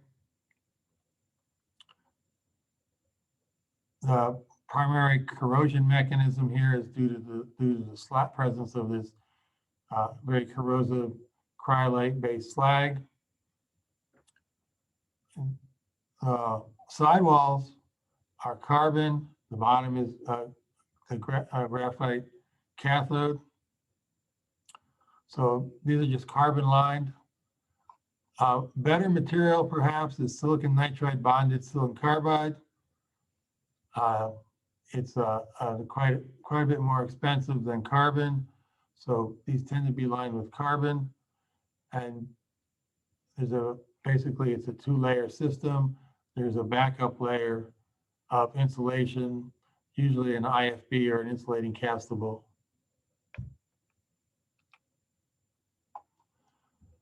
So that is taking alumina and making aluminum metal. There's also an aluminum melting furnace. Aluminum melts at a low temperature, 660 C. So this is basically a furnace that remelts aluminum, and either in the form of ingots or scrap. It turns out that aluminum in the molten state is highly reactive. It's got a very low free energy of formation, so it wants to react with oxygen and form the stable Al2O3. And it will take oxygen obviously from the air, but it will take it out of the refractory system. It'll combine with SiO2, strip the oxygen off of SiO2 and form Al2O3, and then you'll end up with a silicon metal. So it's one of the most stable oxides, more stable than SiO2. So under the right conditions, where you have molten aluminum, the Al metal is going to try to take oxygen anywhere it can get and form aluminum oxide. So the molten aluminum wets and penetrates most refractories. And you want to prevent wetting and penetration. So you add anti-wetting agents. And this is a low amount, 1 or 2%, of materials like calcium fluoride or barium sulfate. Both of these materials, the Ca and the Ba, they form spinels with alumina, and that increases the volume, and it blocks pores and prevents aluminum penetration and tries to slow down that reaction. So these are just simple furnaces, cylindrical type furnaces. Metal penetration and reaction in the sidewalls and the bottom. So non-metal contact in the roof and the upper sidewalls would be a high alumina refractory. In the metal contact area, you'll have a stronger, higher alumina material, and it's most likely going to be a phosphate bonded high alumina. Then you have a backup lining because you want to conserve the heat. So that's usually a 50% alumina IFB of some type. And in ceramics, for simply firing or sintering materials, you don't have to worry about corrosion issues. So you're just heat treating something, some type of ceramic up to maybe 1800 degrees C. And you could be taking a powder compact and consolidating it into a strong mass. You're obviously not melting it, but you're densifying it through a sintering process. So tunnel and shuttle kilns are used for a great deal of sintering operations. So the load is some type of ceramic powder compact. Tunnel kilns are continuous. So there's a car or some other means of moving the wear through the furnace, so you can have a kiln car. There are some hearths that are rollers where the wear is rolled on plates through the furnace. That would be a very rapid fire. Maybe a tile that you might use on a floor tile would go through a roller hearth. And there's other ways of pushing it through these furnaces. You might push a material on a slab through a furnace. The shuttle kilns are batch operations, so it's loaded, fired, and cooled, unloaded, and repeated. So here's a tunnel kiln. They're rather long. There's a railroad car system. So there's these there are these cars where you put your wear on and they're pushed through the furnace. It's multiple linings of insulating material. So there could be an insulating fire brick. There could be insulating fibers, fiber boards, but it's totally made out of insulating material to conserve the heat. Again, you have no corrosion issues, no moving metal or slag, no gases that would be giving you issues. And if you look at the side view of this tunnel kiln, this would be the temperature profile. So here's time in the horizontal direction, temperature in the vertical direction. This is the distance from the beginning to the end of the tunnel kiln. And this is the temperature profile. So if this time is 20 hours, it's taking 20 hours for that cart to go through the furnace. So as it goes through the furnace, it's heated up hits the maximum temperature, there's a hold time, and then there's a cooling down process. So the carts are being pushed through in this direction, takes 20 hours in this case. There's a preheating zone, zones for burning out binders, the soaking zone for the sintering process, and then the cooling zone. So that's the temperature profile in a tunnel kiln. Again, it's continuous. These cars are continually being pushed through the furnace. This is a shuttle kiln. This is basically a box-shaped furnace. There's a door. This door is actually sliding in position to close it and sliding off position to open it. And again, these are lined with insulating firebrick or some type of insulating fiber material. So very simply, the furnace is cool, it's filled up with the ceramic material you're going to fire. The door is closed, it's fired. The door is open, it's cooled down, and you remove the wear. So it's a shuttle kiln. It's not a continuous operation. We mentioned glass tanks for producing glass from minerals. So these are the different minerals that you charge into a glass tank. Primarily, the primary mineral is SiO2 silica. You have fluxes like Na2O after you decompose the carbonate. You have CaO after you decompose the carbonate. Again, potassium after you decompose the carbonate, and magnesium oxide after the carbonate is decomposed. So you have a silica, which is basically sand, different carbonates. If you have want to add boron to the glass, you can add borax and sodium borate. These carbonates decompose.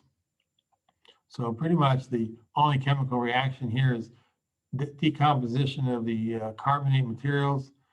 And once that occurs and the materials start to melt, the oxides dissolve in each other to form a uniform glass, which is a viscous liquid. It's a reverberatory furnace with regenerators to capture the waste heat and provide preheated air for the burners. Raw materials, that combination of raw materials is injected into the feed end. The raw materials spread out over the surface of the melt and eventually melt and homogenize, and the reactions are taking place at about 1500 degrees C.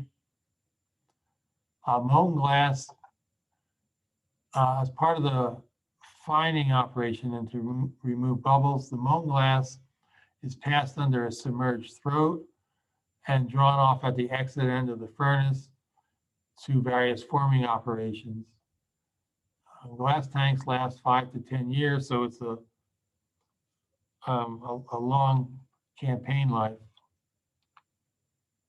So here's a cross section of a glass tank. Here's the glass tank up here. Here's the bottom of the furnace. This is across that area is the glass level.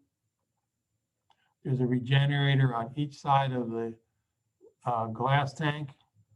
So the burners are in this position here and here. So this is gas fired.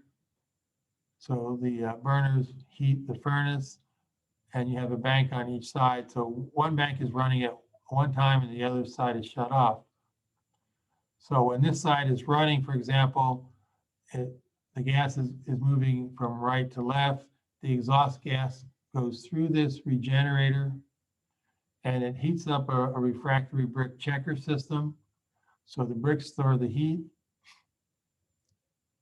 And since this side is being fired, cold air is drawn through the other regenerator, which is already heated, and providing preheated air for this burner. So when this regenerator cools off, this one's hot, and then these burners are lit, and the hot air is coming through that regenerator, providing hot air for this burner. The exhaust just then reheats the cold regenerator.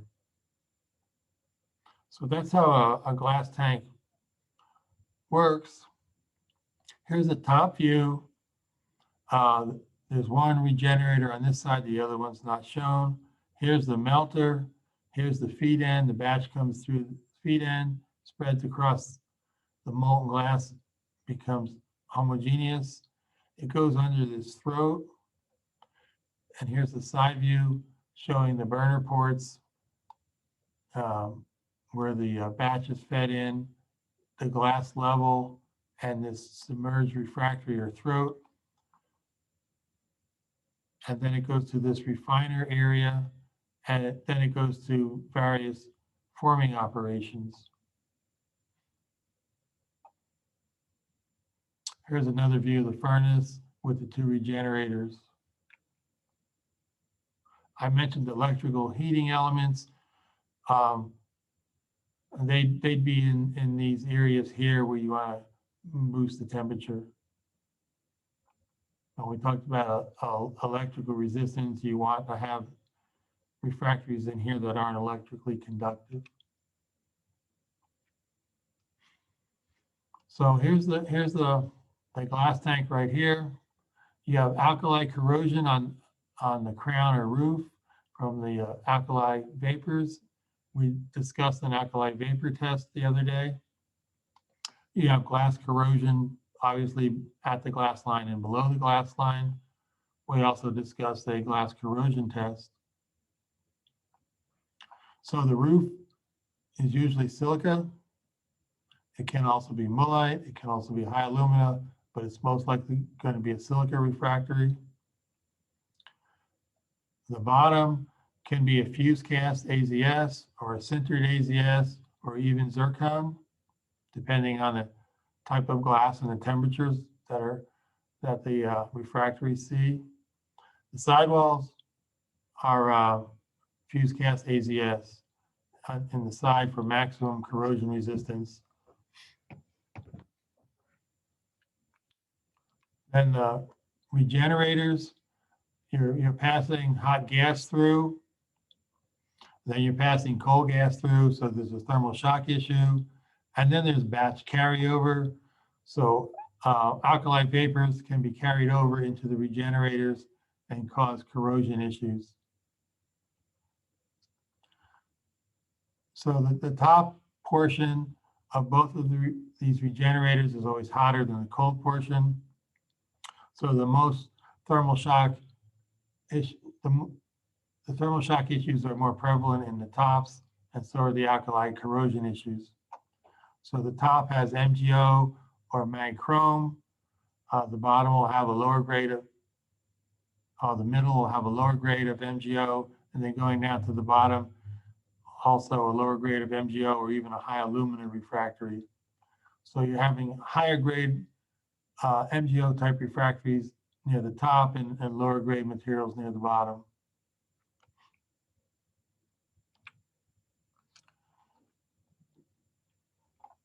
Rotary cement kilns. These are the, I'm going to go over a rotary cement kiln and a vertical lime kiln. They're processing minerals. So this one produces cement from these minerals. So the charge is limestone, clay, and silica. So Portland cement is basically dicalcium silicate and tricalcium silicate. So here's your calcium source, here's your silica source, here's another silica source, and there's also an aluminum oxide product in cement. So there's a source for aluminum oxide. So this is a rotating cylinder. It's at a slight angle, about 3 degrees off the horizontal. So raw materials are injected in the feed end, which is the high end. The furnace is rotating. The feed is moving down the cylinder. At the opposite end to the feed end is a burner. So as they move down towards the burner, the temperature increases. Reactions take place. You form these di and tricalcium silicates, and the sintered product just simply falls off at the exit end. So what you're making in this furnace, you're making tricalcium silicate, dicalcium silicate, calcium aluminate, and a calcium aluminoferrite. So Portland cement is mostly the first two compounds, but these are also compounds that can hydrate also. So here's a side view of a rotary cement kiln. It's at an angle. Here's the feed end. So the powders are being fed into this end of the furnace, the cold end. The furnace is rotating, the powders move down. There's a burner here. So this is the hot zone. Reactions take place. You're forming what's known as cement clinker. So you have these sintered pieces of those four compounds, and they just go out the exit end, and then they're crushed and sized into cement. So this is the cold end, and this is the hot end. You have thermal shock issues. You're dumping cold material into a hot furnace. This material is rolling down here. It is an abrasive material, so you have thermal shock and abrasion issues. You don't really have corrosion issues because that clinker, especially in the hot zone, adheres to the surface. So there's a surface layer of the material of the cement built up on there. So you try to eliminate corrosion issues and also abrasion issues by trying to build that layer up. So the low temperature end has a super duty fire clay. The middle of this furnace has a high alumina brick. And then the hot zone, various possibilities. You can have MgO, you can have dolomite, you can have a spinel material, MgO-Al2O3, or you can have a magnesite chrome. Magnesite chrome is probably less used right now because of the issues with waste disposal of Cr2O3. If it converts to a +6 form of Cr, it's a toxic material. So spinels have, the magnesium aluminate spinel has tended to replace the magnesium chromate spinel. The vertical lime kiln is simply making lime from limestone. The charge is calcium carbonate. And some of these furnaces are heated, let's say by a gas flame of some type. And sometimes they're heated by using coke, which is an alternate fuel source. So similar to a blast furnace, the oxygen reacts with the carbon, creates heat, and causes the lime to decompose. So they can be fuel fired, or you can use a mixture of limestone and coke and burn the carbon. So usually it's a limestone feed. Coke is used on these small amounts in this process. And then that charge is fed at the top of the cylinder. Just like in a blast furnace, the charge moves down the cylinder. Reactions take place near the bottom where it's the hottest at about 1500 degrees C. And then the sintered product exits the bottom of the furnace. So you're simply taking this carbonate, forming the oxide, and driving off the CO2 gas. If you're using carbon as a heat source, carbon plus oxygen giving rise to CO or CO2 gas. So here's a vertical cylinder, a vertical lime kiln. You have thermal shock issues as you drop cold charge into the furnace.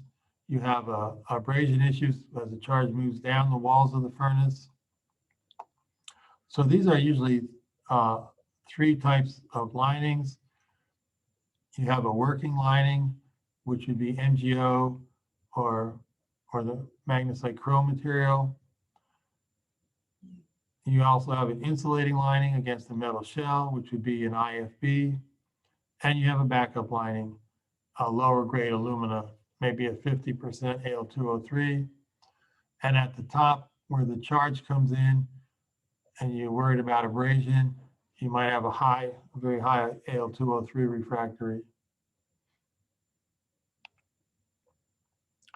And I guess the last application here is for petroleum vessels.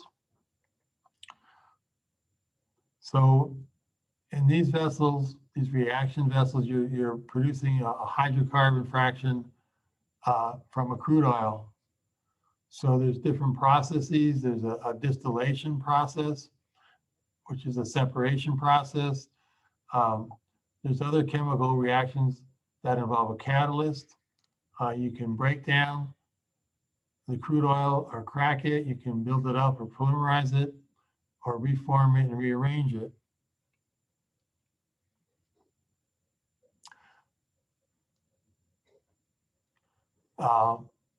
It's basically a metal shell and is lined with a refractory material. The temperatures range from low to high temperatures. The atmospheres, depending on what you're doing, can be very corrosive. It can be steam, it could be hydrogen, it could be acids. It could be erosive liquids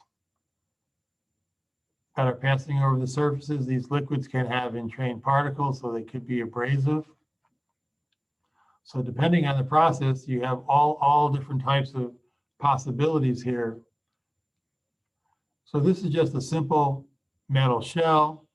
It's lined with a refractory of some type, and whatever reaction will takes place occurs inside the refractory lining. So we'll just look at one, a fluid catalytic cracking unit, a FCCU.